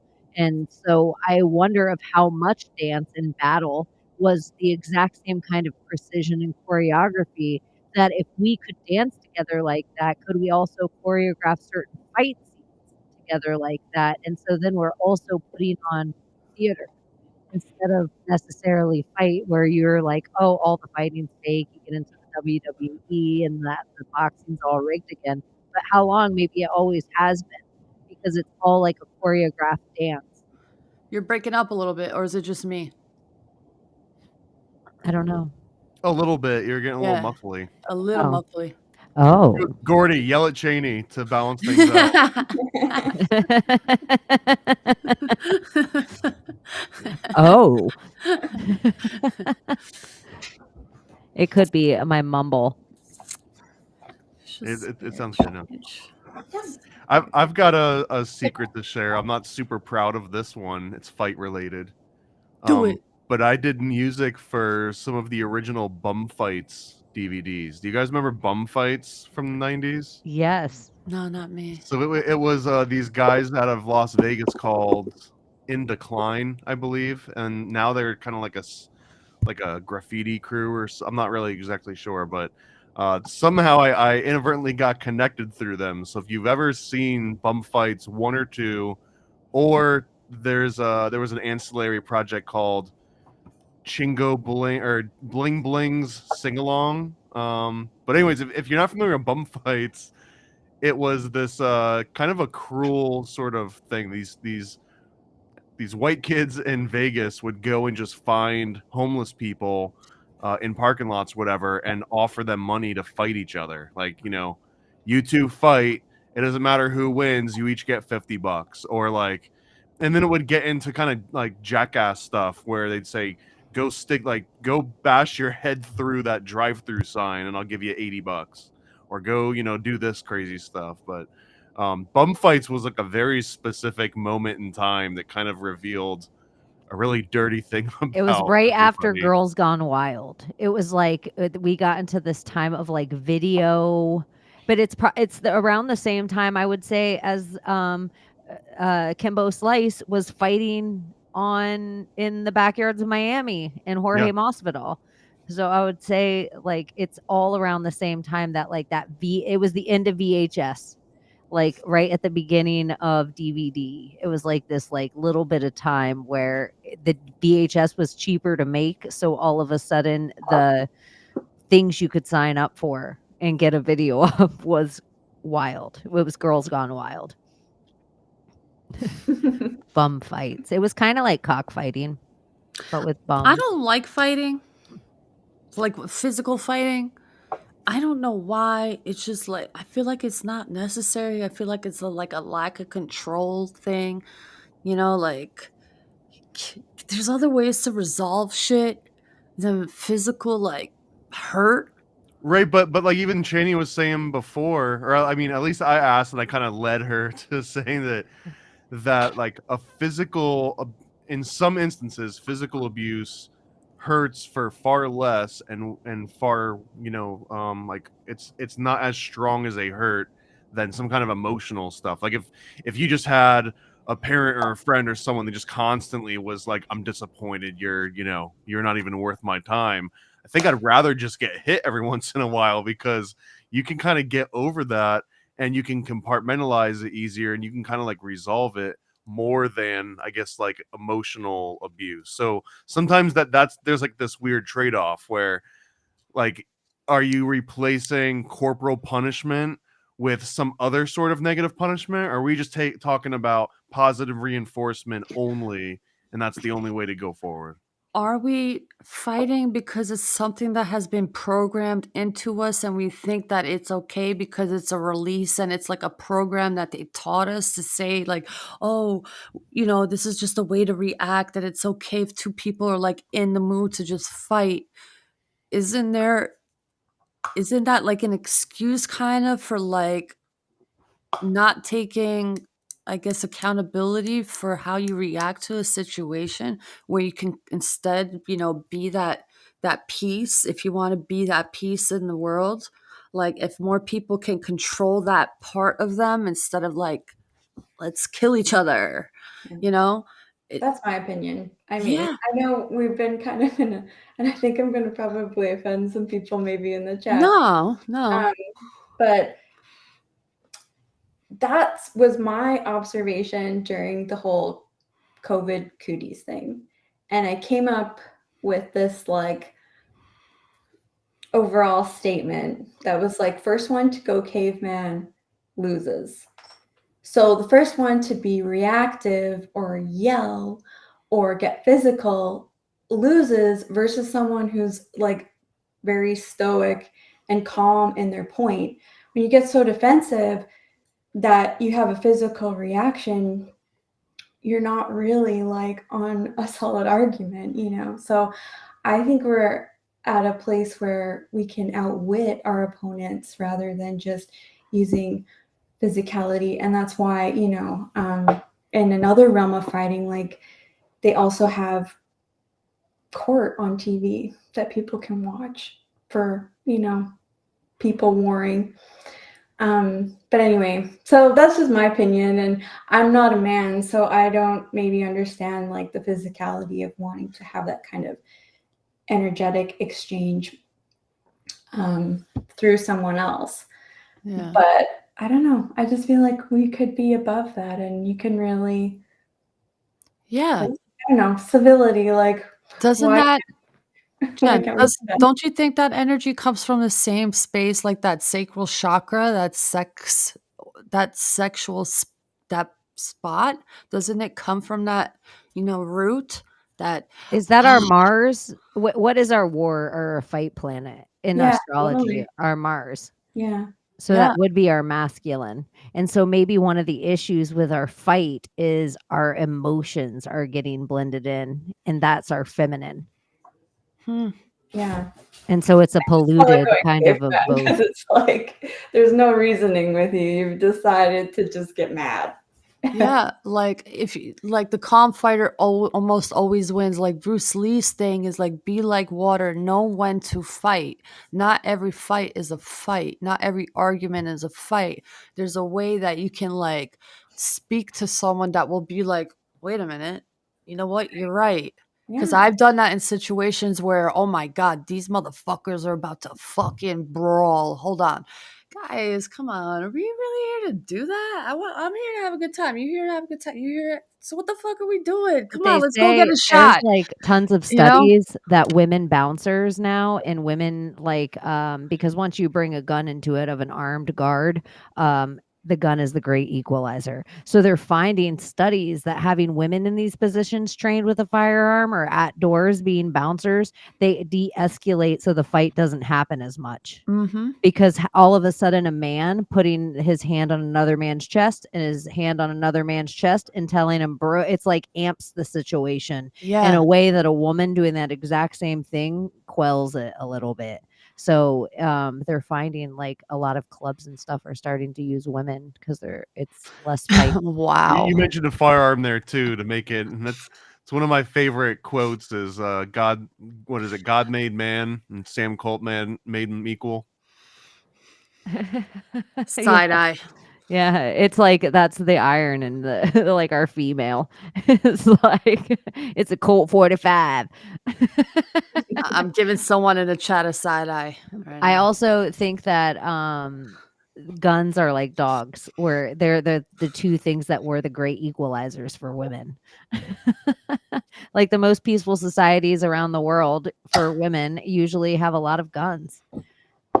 And so, like, people always say, oh, there's so many shootings, but violent crimes like rapes and muggings and these things, we have a low rate of that in America compared to other places and places that you're allowed to have a gun, because in gun-free cities and zones and stuff, violent crimes are really high. So even just the idea that a woman has a gun, which I feel like before guns, it was she lives in the woods and she could have a wolf or a dog. She could have a pack of dogs. Crazy bitch. Oh, we should just call female dogs bitches. Perfect. Crazy witch. But I do think there's something about less fight with gun, which is really weird because it's such a tool that you think in the big scale of war, but I don't really believe we war. I think governments war, and they try to convince us that we war. There's a part of me that gets uncomfortable with like the utopian version of like, let's not fight, let's not have physical aggression to resolve things, because my mind goes right to the Demolition Man movie where Wesley Snipes comes out of like nowhere and nobody else is fighting, so no one knows how to handle him. So it's like you always have to have one in the chamber just in case, right? And you can only do that if you yourself are a fighter. So it just feels like this ultimate paradox where you can never really get rid of violence, because the only way to ensure peace is through threat of violence. It's like maybe that's just my broken mind living in this broken world, but it feels like that's like this weird natural law of things, right? Like speak softly, carry a big stick. Well, it's like I'm only speaking soft because you know that I will kill you. That's Okay. why people carried around swords, so that people wouldn't fuck around. But I'm so glad that you brought up Demolition Man. Just can we talk about Seashells? Are you going to tell us how to use them right now? Because hey, there's the golden what was that? The gold what? The Golden Shit Club. Golden Shit Club.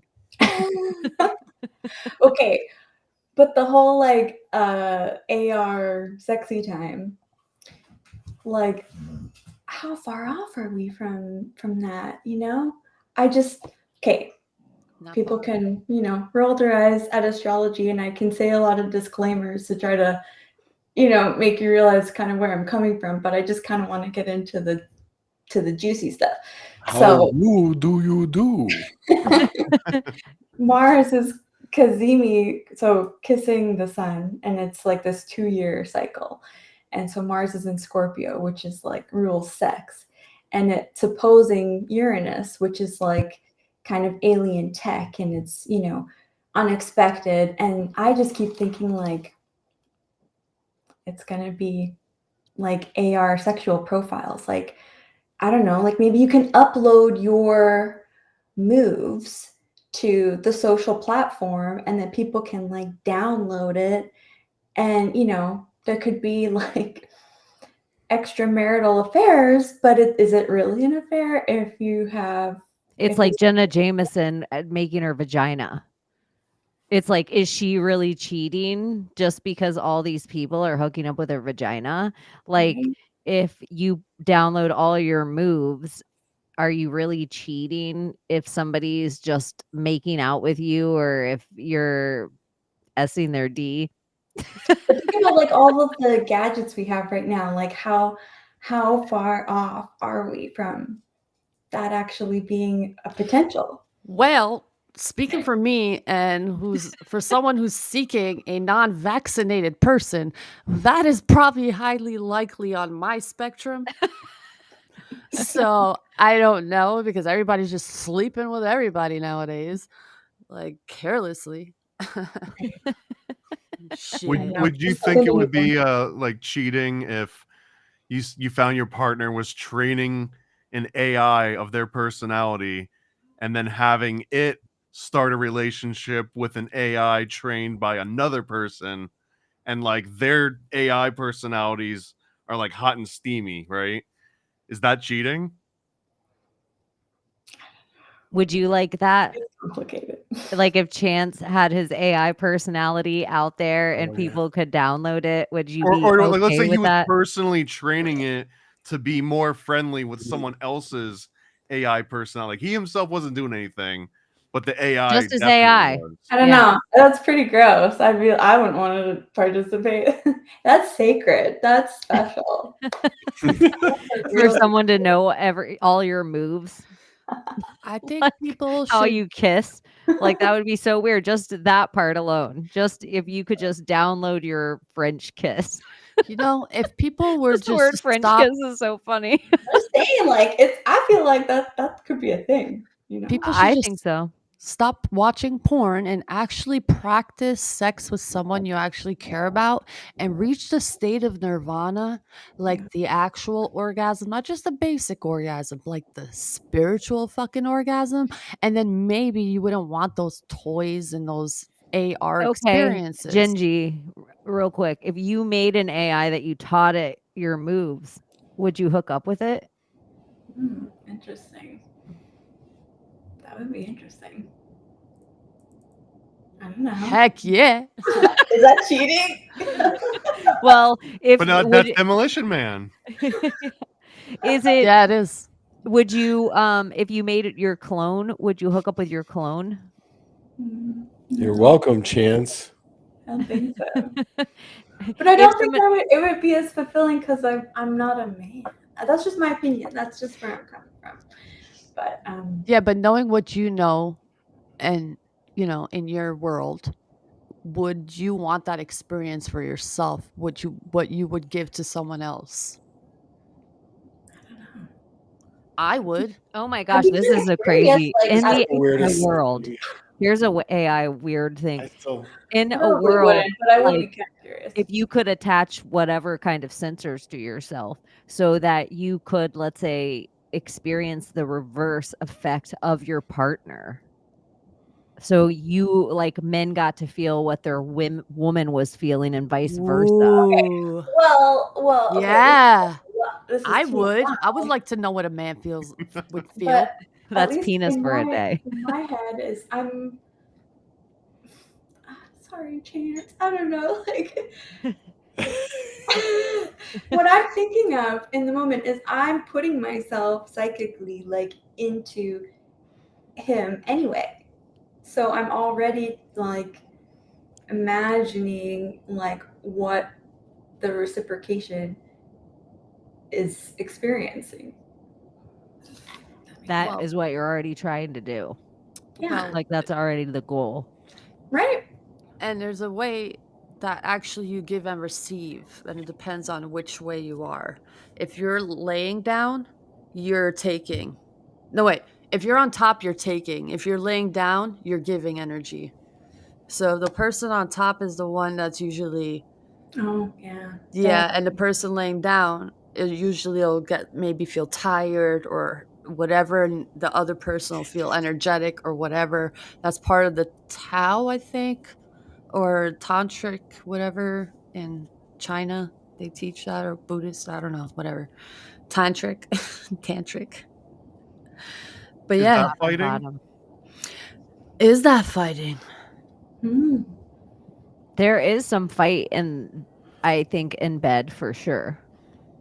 And because I call it this, because I don't think it's a gay thing. I don't think it's a straight thing. I think in a relationship, there is energetic tops and energetic bottoms. And so there's energetic catchers and there's energetic pitchers. And so this is, I think, in the world that we're in right now, there's a lot of women out there that they're energetic tops and they're looking to be with a man who's an energetic top, but they themselves are an energetic top. So they need to find a man who's an energetic bottom. And so, and it's fine. And like in the charts, even sometimes you can look at people's star charts and be like, they're all feminine signed or they're all masculine signed. It has nothing to do with them being masculine or feminine. And so like my friend, I was just about to give too many details about, I have a friend couple and like he is just so feminine so many ways and she's so masculine in so many ways. And just like, he does like the cooking and the cleaning and she like makes the money and it just works so perfectly, but it didn't until she realized she was an energetic top. She just kept being hard on him all the time, but I'm like, but you don't want to do all these things. He likes like making a beautiful home and decorating and cooking and doing all that. Like you hate it. It's like you guys actually mesh perfectly and you want him to be more like you, which seems crazy. So it's like once she realized it about herself, it's like they meshed better. But I think that in the bedroom too, there's just energetic top sometimes. Like Dom sub isn't the right thing to call it. I don't like that in a relationship, but it's just like some people are more in control in the bedroom or they fight And for sometimes control. you switch roles, and if you've been in a relationship long enough, those roles switch sometimes. I don't know. For me, the whole idea of being in that state, it's literally a magic. Everything slows down. The whole world disappears. You guys are in a different, you're in a manifestation zone. You're in that zone of, I guess, the in-between where like, you're in a spiritual realm for me at least. Like I tap into something so deep and I'm so aware of everything, every touch, every emotion, every sound, every scent, and everything else disappears. I'm in slow-mo. It's a different world. Yeah. But that's if you look at it spiritually. If you're looking at it just to bust a nut, you're not going to experience that. You're going to think of it as just a process, in and out, let's get it over with. I want that nut and that's it. But no, if you're doing it for a spiritual reason, you want to reach that ultimate release, it's more than an aggression. It's not an aggression. It's a meditation. Sometimes it is. It's a meditation. Oh yeah. Sometimes you can make it if Sometimes you it's want really it. aggressive. It's Yeah. really aggressive. Sometimes it's like two fucking wild animals, I think. Yeah. It seems very aggressive. Like if you didn't know, if you were an alien and you came down and you would be like, oh my gosh, one of these people is killing these other people. Is aggressive Like the right something good's not word? happening. Or is passionate the right word? Sometimes I feel aggressive. Sometimes I feel full tiger, aggressive. Yeah. Could you describe Sometimes if the I had same thing? claws, they would come out. Like I would turn into a werewolf. Yeah. Could you describe that same thing with fighting too, though, where you could say that some people are just in it for like the physicality and the quick buildup of tension and the immediate release, but that some people are in it for like spiritual reasons, and that when they're in the middle of a fight, then they can like sense everything and time slows down, and like that might be their connection to something very similar. It's all sacral, man. It starts there. And it's like you something happens, like I don't know, something happens fighting and in that state of whatever, being in that state, it's just something opens up more. Adrenaline, your juices are flowing, your senses are heightened. A lot of martial arts, like, where you bow ahead of time, even though there might be blood, even though there might be broken bones, there's still like a bow afterwards, sometimes even a hug, where it's just like we were the two. There is a making love idea of it. Like we were the two best at this that fit in here, inside here. We experience this thing on this sacred space that nobody else can experience. Like we are the only ones that have it. They should totally make them kiss after like every UFC or boxing match. Like, now kiss.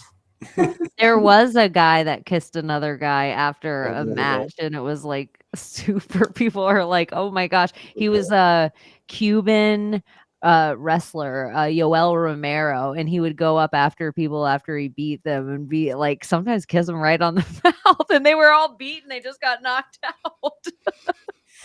He still So kisses him on the mouth. yeah, What? like what an extra That's- disrespectful thing.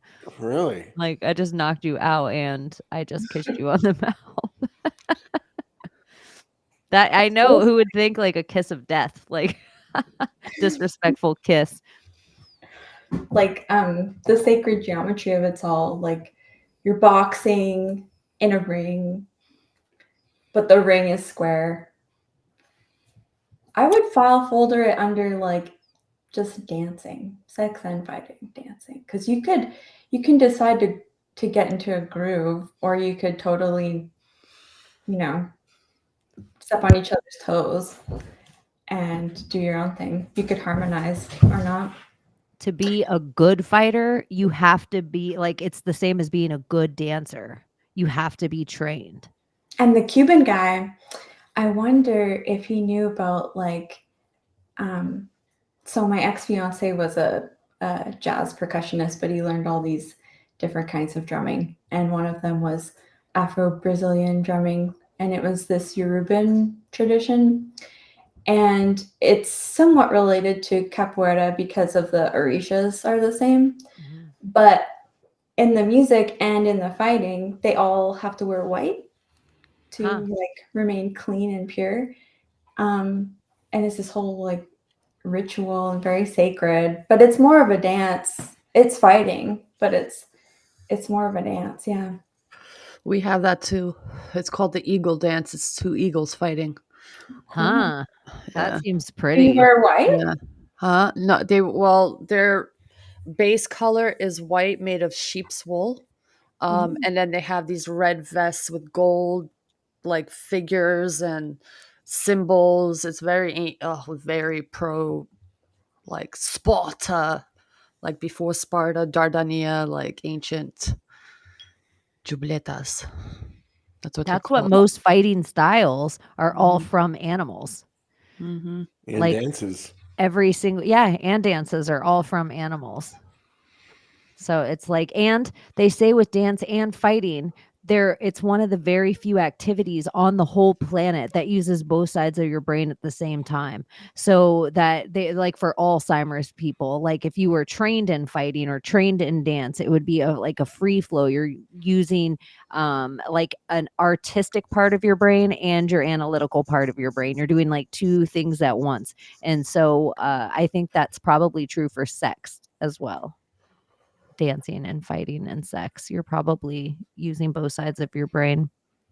We have a whole book on fighting in our culture. It's called the Kanun Legdugajini, and it's a whole law book of fighting and when to fight and when it's necessary to fight, and how to resolve issues, blood feuds, family blood feuds. Is there anything off limits in the book that's like when you fight, you're not allowed to do X?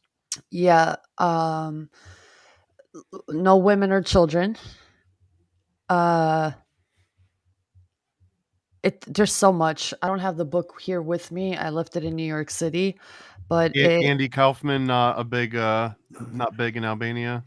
Andy Kaufman? I don't think so. I don't even know. Wait, Andy Kaufman. He's the guy that was like, I'll fight any woman that thinks that they're big enough to beat me. Yeah. I mean, Albanian men really don't care. They'll fight anybody. They don't care, man or woman. You slap an Albanian man, they don't care if you're a man or a woman. You're getting slapped. So no one back. actually follows the laws of the fight. They're Like, pride. you got a book, pride. no rules, but Well, everyone's here's like, the thing. Do you think? The Unless Kanun she is like slaps you rules first. of Yeah. men and women.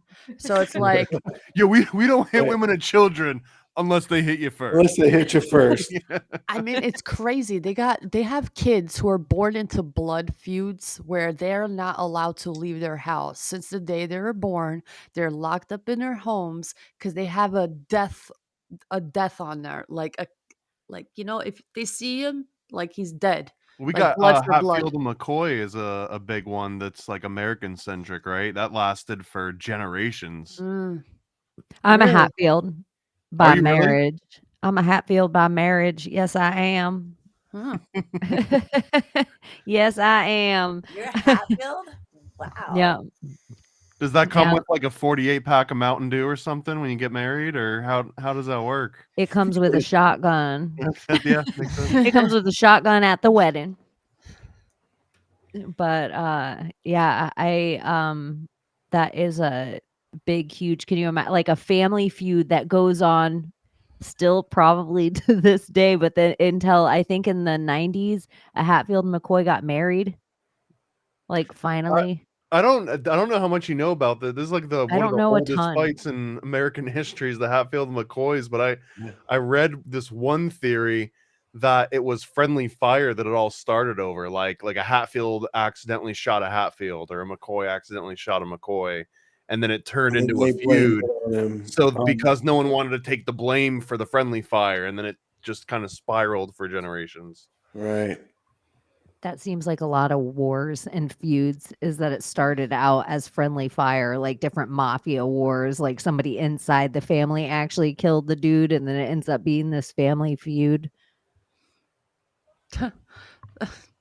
My God, the family feuds that Albanians have experienced are like, for instance, let's say a girl gets married to this family, right? And for some reason, the father says something to the wife's family, like, don't treat my daughter like this and this, or, putting their nose into the family's business a lot. So the husband will like secretly kill the father off, but then the wife will find out. So the wife will run away and fucking dress and live her life as a man and call herself a Bornesha, and then create a clan of people to go seek revenge on her father's death and kill off the whole fucking family. Like, this is how insane some of the blood feuds get. This is gangster. Yeah, like insane. Is competition a form of fighting? Yeah, for sure. Yeah. Yeah. But it's like not the same though, It's not violent, right? But yeah. Have you ever fought for someone's affections? Yeah. That wasn't great. If you have to fight for your right to party, what exactly are you fighting? That's a good question. Fight for your right to party. But who are you fighting? Just mom and dad, or what? Like, what's the fight? Oh, for me? Okay. Well, for instance, like you're with somebody and they have like a secret life that you're really not aware of, but something's up, but they're being very distant and you're trying to like make moves on your partner, but they're like, no. And it's like, whoa, you're saying no to me? Really? Okay. So you let it go. And then you try again and the same thing. And then you let it go and you try again, the same thing. And it goes on for months and you're just like, what the fuck is going on? So, and then you keep trying to fight for this person's attention. It's like, I don't know what's going on. And you find out what's going on, drugs. And yeah, you leave. Because you know why you leave? Because you figure out if he's not going to stop for his loved one, his little baby, what makes me think I'm so special that he's going to stop for me? Or maybe I could have been that woman, but honestly, I can't save everybody. That was sounded very specific. That was a very specific. Yeah.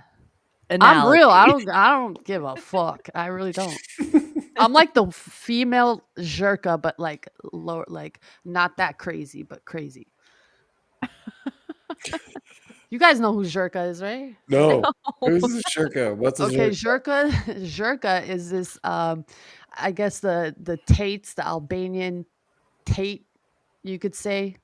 Yeah, he's obnoxious and annoying, but he's very like honest and real and he'll speak his mind and he doesn't give a fuck. So that's how I compare myself to that. Like, I don't give a fuck. Somebody should make a t-shirt, Andrew Taint.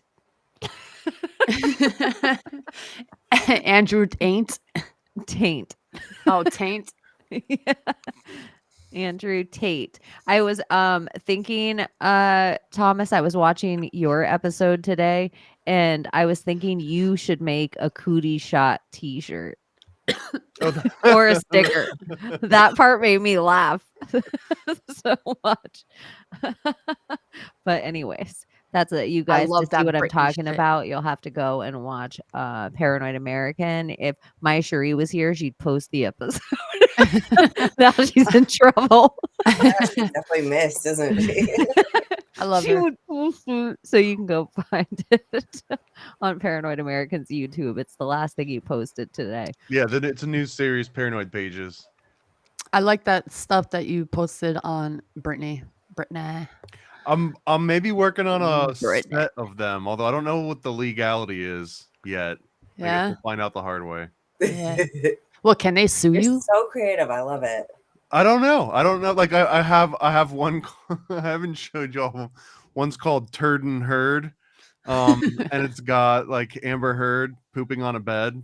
But I'm not Oh sure. wow. Like, would that be it's not nude or anything? But I don't know if that would be considered like libel or scat. revenge porn or. You I know don't know. what It's could be clever, the though. idea is all the cards are thing, and the turd and herd can be the back image. You know how if you got all the cards and put them together, they would be like the extra gory image. Like when I saw the Garbage Pail Kids, I was like, oh, this is so. And Garbage Pail Kids themselves are a mock on the Cabbage Patch doll. So Right, it's so right. funny because they had to Oh. change their face at some point in the thing. So it's like you're allowed to change a little bit and run with it. It's like par for the course. Yeah, it's like in cooking, it's 10%. If you just change 10% of a recipe, then you own it. Like you can totally steal somebody's recipe as long as you just change it by 10%. Can you patent a really recipe or crazy. copyright Yeah, a recipe? yes, Yes. you can. Yeah, you can. I didn't know that. Yeah, so that's like in order to copycat it at your restaurant or whatever, you literally just have to change it by 10%. So like you could add a little bit less baking soda and you're fine. Like, Can you just add gold flakes? yeah, probably. Sprinkle. Do the Salt Bay and now it's yours. Bam. The Emerald Lagasse thing. The Salt Bay. You know what You can use still space is one to- of the you have to- funniest whatever the one chef that everybody likes is where he puts the fucking bread on the side of the girl's head and he's like, you're an Gordon idiot Ramsay. sandwich. Oh Yeah. yeah, Hell's Kitchen. Yeah. I don't know why. Can you imagine? I always just laugh at things like if I look at things on respect level. So sometimes to me, fighting's not the most amount of disrespect. But if you put bread on the side of my face, like Dude. the True. things that will make me fight, like for real, is like if you hawker on me, if you spit on me, it's something comes out of me that I'm like, rage. I haven't had that happen in a very long time in life, but when it did. And when I still think about it now, I can't guarantee the outcome. I'd like to think I've evolved enough that somebody could just spit on me and I'd be like, yeah, but I spit on somebody before. He was following me while I was walking to the store and he kept antagonizing me. And then I stopped and waited for him to like literally come up to me. And I just looked down and I was like, you piece of shit. Puh, spit on him and walked away. And he's like, you fucking bitch. Da, da, da. I was like, I don't give a fuck. Come at me again. I'll spit on you again. Do it again. He just kept talking. I was like, come. I don't What know are you why. gonna do? Like the spit is like Spit is just like, it's so like the disrespectful. worst. Sounds like It's- oh, assault it now, pissed right? him off. Like, I was a little scared, but yeah. that's go ahead. that's like a physical assault now. If you spit on someone, you get arrested for it. Yeah. yeah. Only give me colors. That's what sometimes if I'm watching fighting and like a guy slaps another guy, it's just like Nate Diaz or Nick Diaz, they'll stalk and slap someone. And it's just this little amount of disrespect put in the fight. Like it's only there not to hurt you, just to disrespect you, like just to break your ego a little bit, like just to bitch slap you in a way that is like so different than anything else. Like I think that kind of stuff like it's not an injury, it's like an injury on your spirit and your ego, which is more painful in the long run. And the gift lives forever of the slap. Even if you lost the fight, nobody remembers that. They're just like, that guy got slapped. Mhm. You know, I must say I like watching those slap fights or whatever competition. When the Those are guy gets ooh, knocked out by oof. one slap, that's Ah, Or if you those watch are the thing where they slap they're each other with the they're tortilla. harsh, but oh yeah, those are funny. yes, Those are funny. Do you think Those like hurt though. so good. couples yeah. or friends, Yeah. like you know how they have those like certain clubs or whatever, like people will be about to get in a fight and they'll give them boxing gloves. Like if you guys are gonna fight, I'm over you guys nitpicking at each other. Here, at least sometimes they'll give them the huge boxing gloves, but it's like just letting them get out their aggression on whatever the level is, being equal. It's like I've been at camps where people got in a fight and they made them do those big batons where you stand on a balancing yeah. beam like American Gladiators, where you just fall into like, you know. So I think like there is ways that you could fight with people. Like people still need that battle that is without their words. Like they want a physical battle. Yeah. It has to be physical too, because I just think if our words and our emotions and shit like that is so in our feminine, and our like men are better at like all physical things, like there would have to be a fight we don't understand that has to exist a little bit in our masculine or for men. Yeah. I don't know. Here's a good one. Do you all like being slapped, choked, or hair pulled or bitten or whatever in intimate moments? Like wanting it? That's like kind of fighting moves, but like not fighting. It's like, pa, yeah, bitch. You like that? I think it's different when it's more one-sided, right? I It's feel like I don't know. it's a There's whole. some This is a guys whole who other. like that too. They like getting their hair pulled and shit. yeah, but I mean, I guess I don't know from the other side, but I've never gotten choked and felt like I might actually die. But I think the reverse might be true. I I've mean, I've passed out poked before. somebody in, like in the moment, but like Thomas, do you ever have rape fantasies? I don't think men ever have this. They're not like, I really hope somebody chokes me. Like women God. do have some crazy ass shit yeah, that goes on. I don't think that was ever a fantasy of mine. I know some girls do, but I get it, but I don't think that's one of mine. But I get it though. I see it and I get it. I get it. see it and I get it. I get it. I think it's kind of like on like a roller coaster, right? Like the roller coaster is only fun because it does feel like you might die at some point.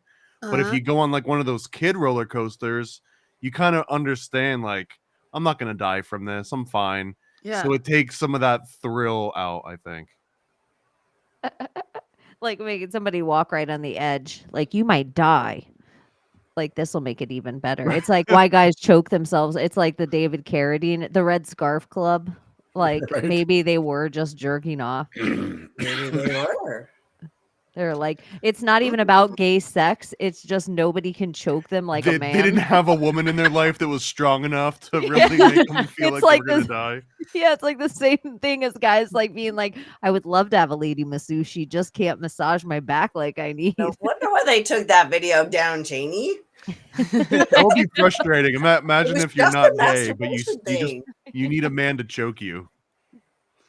I know what There's something about that's the that, only though. reason I'm not a lesbian. No, there's something about that, like in that moment kind of way.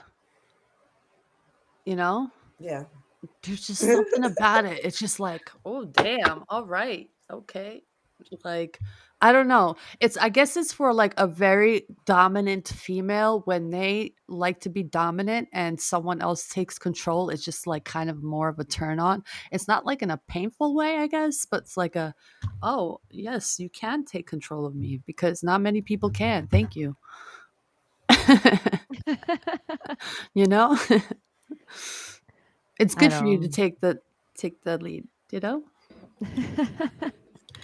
I think there's pleasure in pain. Sometimes I think there's a place for it. Not always, but So there's do you a think place those for it. people who like lash themselves is that a pleasure thing or? I think so. Self-flagellation. I don't think they'd ever admit it though. Yeah. Especially not the Catholic sect that does that. They would never say it was. Because it's Pavlov's dog in a way. Every time they are doing it, they're thinking an impure thought.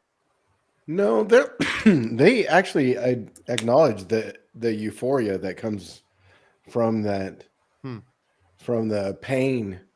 Like it's the disassociation. When you self-inflict? Once you're self-inflict, yeah. Mm-hmm. It's kind of part of the disassociation. There's those couples that will fight before sex every time. Like their makeup sex is I the get best that sex. too. I think that's trauma. I don't know. There's something about like when you're just mad at somebody and then you just make things up and then it's just like it's like all there. I know. I a lot of my stuff when I'm talking on the phone to an unnamed friend, I'll be like, "This is blah blah blah. This is what I think I like," and she'll be like, "I think that's your trauma."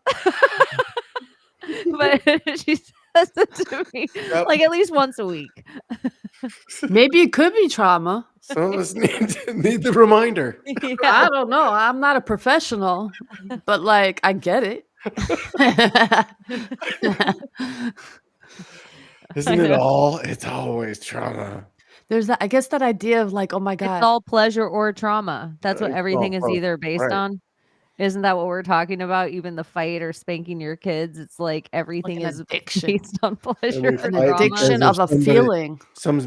Some boundary was pushed, you said a boundary or some border was crossed. Is it an addiction of feelings? Of well, our adrenaline and our fight or flight and our parasympathetic and sympathetic nerves and all that stuff all run through the same thing. So a lot of people that are really traumatized, they could be going to Disney World tomorrow and they'll start a fight in their life, like with someone, just because their energy levels so high that their body can't decipher the excitement over running for their lives. Like it all hits the same place now. So I feel like somewhere in society, they've kind of done this to all of us in a slow level that we never had before. So we don't have a real grasp on what should make us run for our life or what should make us fight for our life. So it all provokes this tons of energy like this that maybe shouldn't be there all the time. So the idea of like being addicted and then drugs or a feeling or whatever, and then the whole idea of being sexually addicted, but it's not violent, but it can turn violent. I don't know. It's just fucking weird. Then it can become rapey and dangerous. Do better, gentlemen out there. Well, that's the thing. If you're in jail or prison, like it seems like the scariest thing if I were a dude in prison is I don't want to get raped. Yeah. So I think raping is like across the board. Terrible. People are like, oh, it's frightening. Yeah. We're just like smaller little creatures. I for one, not for it. Not. I'm anti-rape. Let's make 2024 the year we're all just anti-rape. Yeah, we'll make the anti-rape while other states are like allowing laws for wait till rapists. 2024. Let's not go crazy. Crazy. We have a month. What states are allowing rapists to roam the streets? What state is that? We're on a little bit of a tangent here, but this is like one of the strangest memories that I've got my entire life, specifically my military career. As I show up out of boot camp, I go to my very first training compound. It was right outside of Lackland. It was called Security Hill. And we get there, we're doing the orientation. They're telling everyone about where you're going to stay in these big co-ed dorms because it was split between Navy, Army, Air Force, Marines. Like we all kind of shared this little quadrant. And there was this huge track on the side. And I remember the very first night, and they were telling us, ladies, just don't use the track at night. We've had a lot of sexual assaults like right here on base. And first I remember that blowing my mind that wow, like even here on base where everyone has been trained and everyone's like got their DNA in the database, right? Like everyone knows who everyone is, and it still isn't safe. And at the end of this talk, they passed out these rubber bracelets, the one that would say like, what would Jesus do? But the bracelets literally said, don't rape on them. And I wish I would have kept one. It probably would have been worth a lot right now, but I just remember that blowing my mind just beyond. Just That's not only hilarious. that was an issue How about right like there. no means no or something? They're like, just don't rape. I was just thinking like someone's like out on the prowl and they look down at the wristband and they're like, oh, that's right. Fuck. Adults, stop raping children, and children learn that rape is no good, and speak up and stop. Stop, guys. Also It's this no thing of good. running at night for women in general, I always talk about it because sometimes that kind of energy, like I need a kinetic. If I could run at night, my whole life would be different. But I always am like, very rare do I get the energetic feeling of like I can run at 4:30 in the morning as like the sun's coming up, or 5:30 in the morning. But other times I feel a little fearful of just running at night. But it's almost like that thing that like, what are we going to do out there, little witches? Like they do not want us out at night. Like they're like, sometimes I really have to think about myself. Like I meditate when I'm running at night and I'm like, I'm a tiger. I'm a tiger. I'm not a deer. I'm a tiger. Like I have to remind myself that I have this huge energy just so that I don't feel like somebody's gonna pick me up and have their That's way my with thing. me. Like at night, I get all my energy at night. I like to clean at night. I like to do things at night. It's where I get all my energy. I don't know why. Some people like to do things in the morning. I'm like a night person, doer, thinker. Yeah, Jen. Do you I was like, oh, my whole screen just changed. Do you want to plug anything? If we are keeping you here too long, do you want to tell anyone where they can find you? Yeah. Well, you can catch me in live chats as per usual. That's where I hang out. And my Instagram is jen.brw, a nod to my maiden name. And yeah, I'm just making some merch right now for Innerverse podcast and helping out my husband with his content and making some, platform friendly 1 minute doodads. I like all that stuff. Oh, thanks. I like all the Chance's merch. I've been paying attention to. I like his hooded shirt that he's been wearing. I know it's his old logo on it. Yeah, I know it's his old logo on it, but I have been paying attention. But yeah, you're in Chance's chat, but you're in all sorts of random chats. I see you in there. You're like one of the people that if you're flowing through YouTube. Oh, look at those There two. There he is. I won't let you go through her Instagram, Gordy, and embarrass her. It's cute. It's adorable. It's adorable. But yeah, so I'm really, you can totally hang out as long as you want. I just wanted to I give feel you like an that was a opportunity total to do it. natural. My pets are like, are you going to bed right now? I know, and I know it is another time zone for other people at this time, the witching hour. Yeah, literally. Time, but I feel you too. Like, especially during lockdown, I felt like I didn't need to sleep at all. I was always so energized, and I kind of like that. This is the time where nobody's emailing you and nobody's calling you, so you can be like, wow, that looks fully creative and take as much time as you want to build stuff. You don't have to worry about being efficient maybe with your time. Yeah, it is. There's not as many. I always say there's not as many people pulling on the computer. Like they're all turning off, and so I can have all the download in my area. Like the only one awake. I'm super grateful for live chats in general, because that was a way, speaking of fighting, just before I go, I think the worst fight I ever had in my memory was in this time where I'm really tight with my mom generally, and she just didn't understand where I was coming from because I had like just woken up, and she was telling me everything that she heard on the news, and it was such a valley to bridge, and I just couldn't really have deep conversations with her like I used to, and she didn't really know why. And eventually, like, I got her into, she went down the deep end. Now she's talking about like adrenochrome and the ankle bracelets and all that stuff. I'm like, yay! On school. So, and thank God that, you know, she's now seeing things like Israel and Palestine and not, you know, taking the mainstream bumper stickers. So she's already got the little puzzle pieces so we can have really cool chats, which that was really tough. But meeting people in real life and being able to have conversations, like real conversations, not filtered ones, has been just awesome. So really, that was live streams for me. Do you feel like your fight with your mother actually woke her up? Oh yeah, it had So to. sometimes a fight's worth it. Yeah, Like I mean, sometimes you have to flip the table. Yeah. yeah.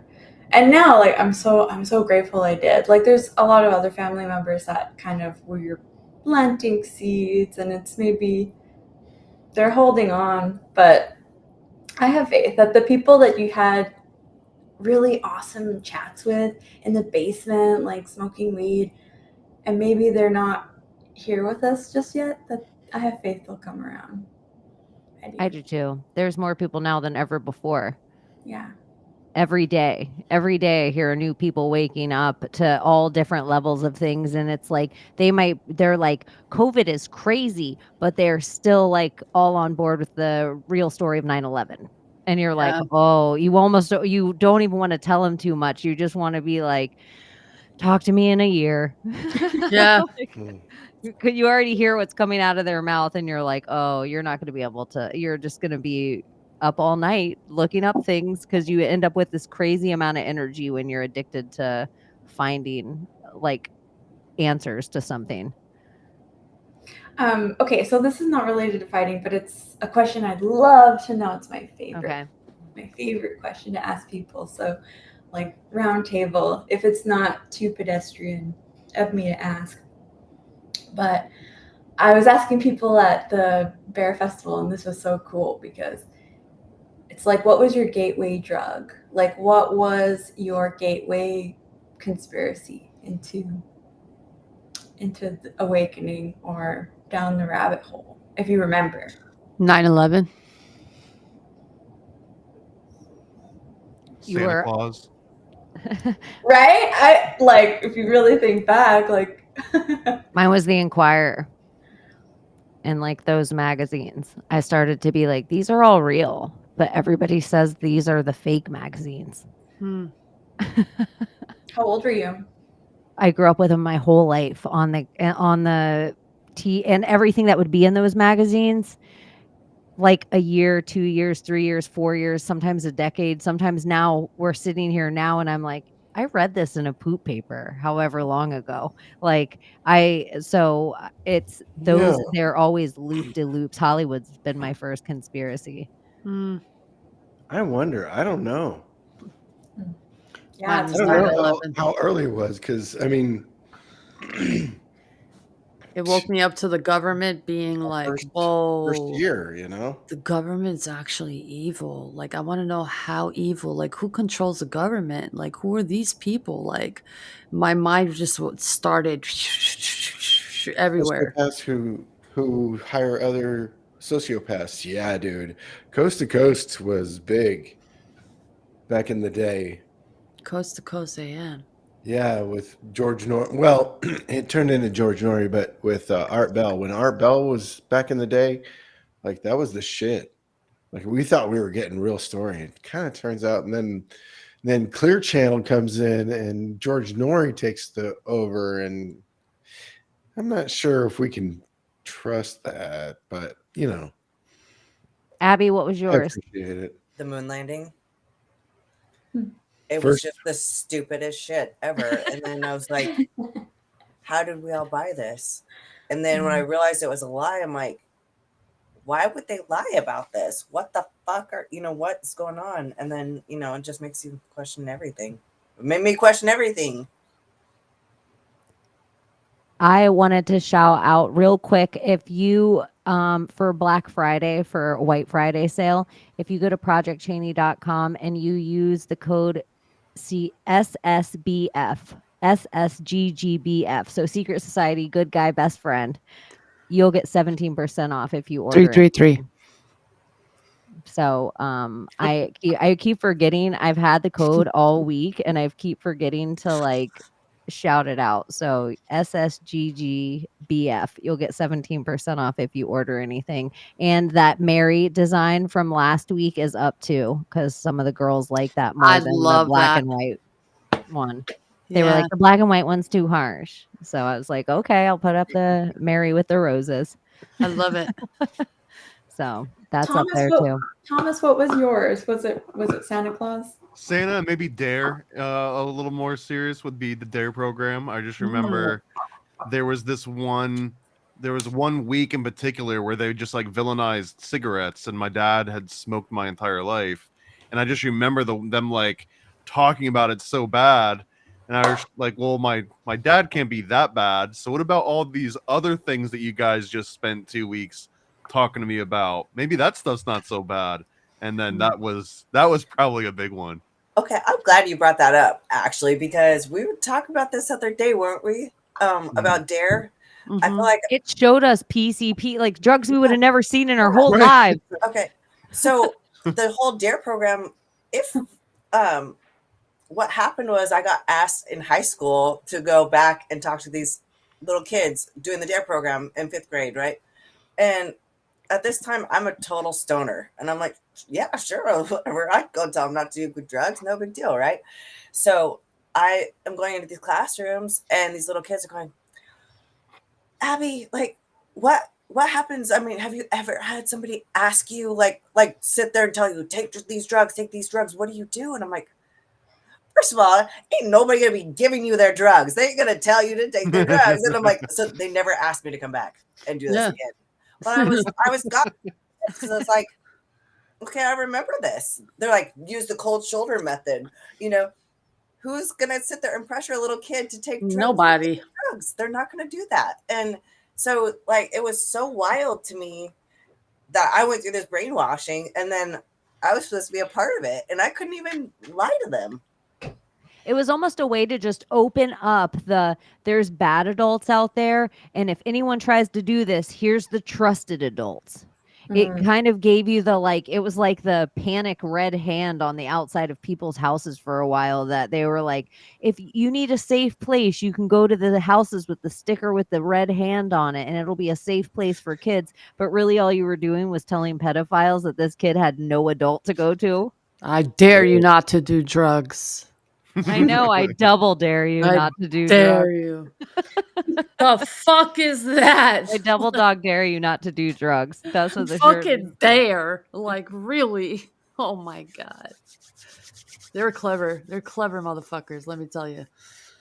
And they had cops in our classrooms with a whole board that had every single drug listed, every single pill listed, a joint in there, PCP. Like, I remember being a kid, cocaine, heroin. Like, I knew what every drug looked like before I got out of elementary. And then they would be on TV, and my 7-year-old ass would be like, oh my God, is that cocaine? And my parents would be like, how the hell do you know what cocaine is? I'm like, oh, they showed us in school. He's like, what? They got it at school. What the hell are they teaching you in school? They also My sent us parents home with didn't all know. that anti-smoking fucking shit. Like you're saying, they sent us all home with it to give to our parents. And now you're like, with all the ways, like, look at how many less people smoke cigarettes now than ever before. Cancer has only risen.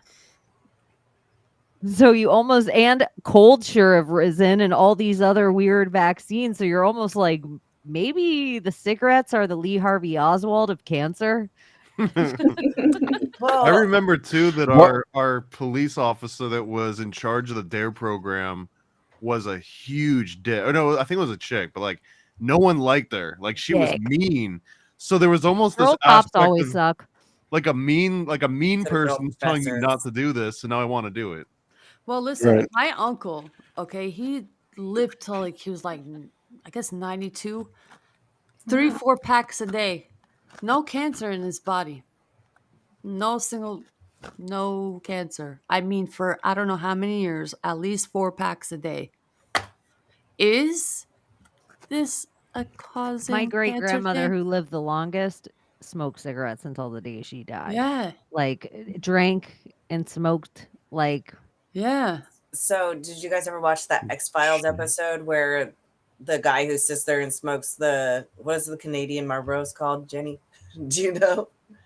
Are you Marbles? Oh, really? I thought Mavericks. Don't you guys have Mavericks too, though? The Maverick I guy. used to the guy who smoke sits there and Benson smokes- Hedges, but I don't really know anything Yeah. else. oh lottie da. Oh, Benson and Hedges. I thought in Canada Oh, they I had- was a Benson and Hedges person. I thought they didn't have That was Marlboros. I thought it was just Mavericks, but it was like the same Mavericks. logo, right? Oh. But the guy on X-Files, he sit there and smokes cigarettes the whole time, and then in one episode, everybody keeps getting this parasite who like smokes tobacco, and he, for whatever reason, is immune to this because of the amount of because he smoked 3 packs a day, so he didn't get the parasites because they could never hatch in his lungs. So maybe that was like a soft disclosure. Yeah. Like the more you smoke, it's actually better for you. I remember that. What was yours, Jenny? What was your awakening conspiracy? Well, like Good I question. was trying to think back on it because it was all kind of at once. I moved away from home, like from Calgary to Toronto, and I started a new job, and I had my awakening happening. So it was like a muddle of geoengineering and 9/11. But when I think right back to it, it was I was a little late to the game, I'll be honest, but it was Obama's birth certificate.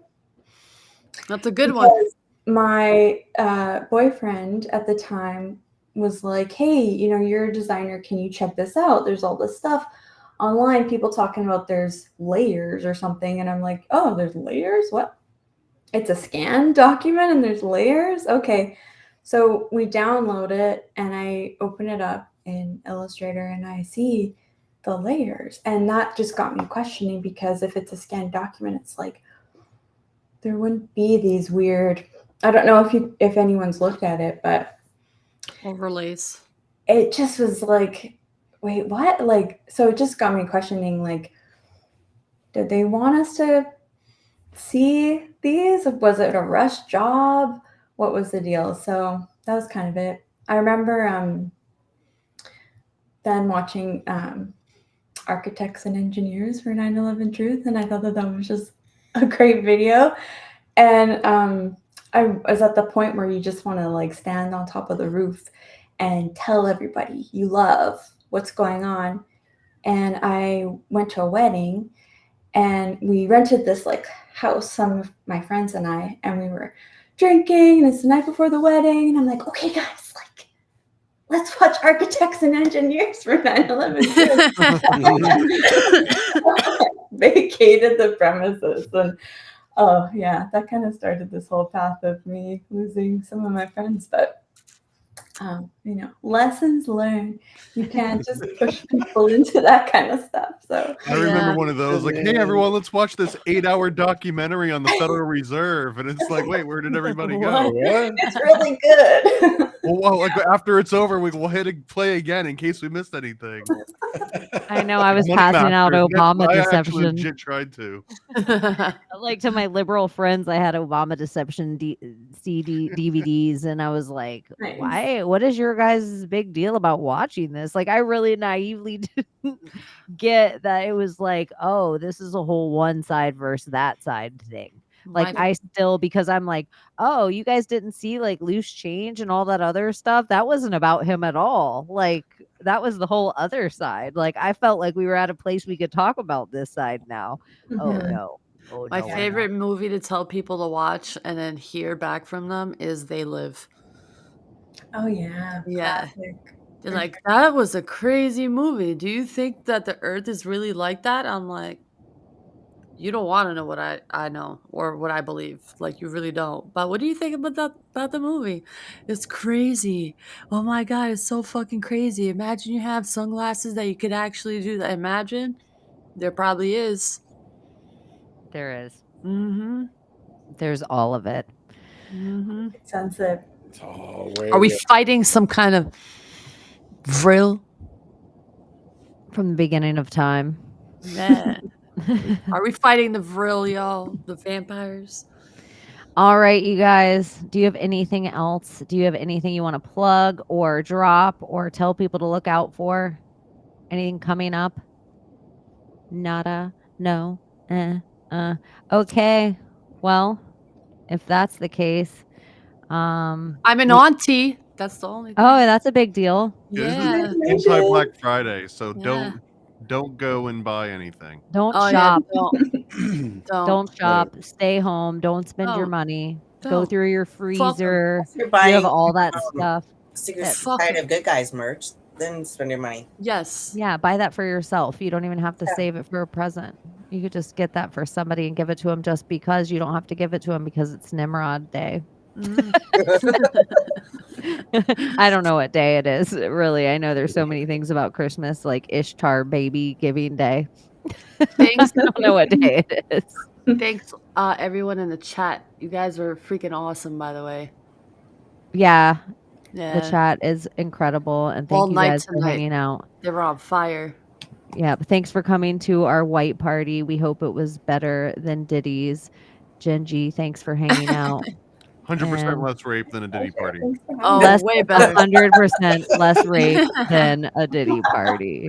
And Genji brought a whole new conversation to the clone thing because I was like, ew, I'd never hook up with my clone. But if there was an AI something that showed me my moves, I would be like, I might try that. Because then I could practice, or I'd be like, I don't like that, or I do like that, or Yeah, it's like, kind of like Shadowbox recording thing. yourself when you're working out. yeah. So now I'm like, oh, this is a You'll whole new program layer to the yourself. clone. Like AI me, I'm into, but clone me, yucky, yucky. Yeah. All right. I love you guys. Thank you for hanging out, and we will see you next week. Bye, guys. Thanks. Love yas.